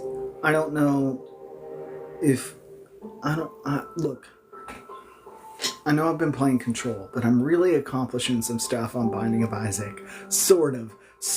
I know I say that, and then I get on stream and I lose every single run. But I've been doing a great job. Not like phenomenal, but like good. It's been good. I've been getting decently. Look. Shut up. Shut up. Don't say anything. I have beaten a lot of things on hard mode. I beat Greed with Judas, which was fun. Oh man, I beat a bunch of stuff with Kane the other day. I just feel like I could do something. I feel like I could do, and my TikTok algorithm is like, yo, you like watching people play Binding of Isaac? And I'm like, you know I do. And then it shows me people, and I'm like, I know where they're at. I think I've done that run. I know it. And I'm like, I got it. And I've been playing a lot of Binding of Isaac for no reason, mainly because my back hurts, and I don't want to sit anywhere else but in that chair. And if I'm sitting in that chair, I'm playing a game.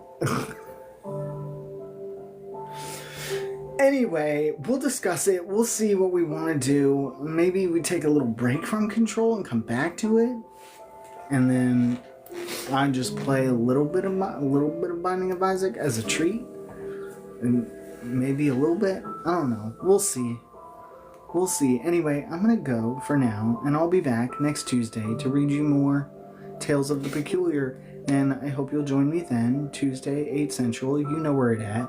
In the meantime, you can go to my YouTube, check out the stuff there. I still have to update it, but that's okay. It's on the way. I'm getting stuff done. I promise. And I will see you guys in a few minutes or next week. Either way. Dad, parting words. He's so wise. He's always got wise shit to say at the end of the night. What wisdom do you have for us, Dad? Don't sweat the petty things and don't pet the sweaty things. You heard it, guys. Anyway, I'll see you next week, and you have a good one. And we'll get back here next week to read some more. I wish I had a cat to show you, but I think Pond left the laundry basket a long time ago. Yeah. So, anyway, thank you for joining me, guys, and you all have a good one.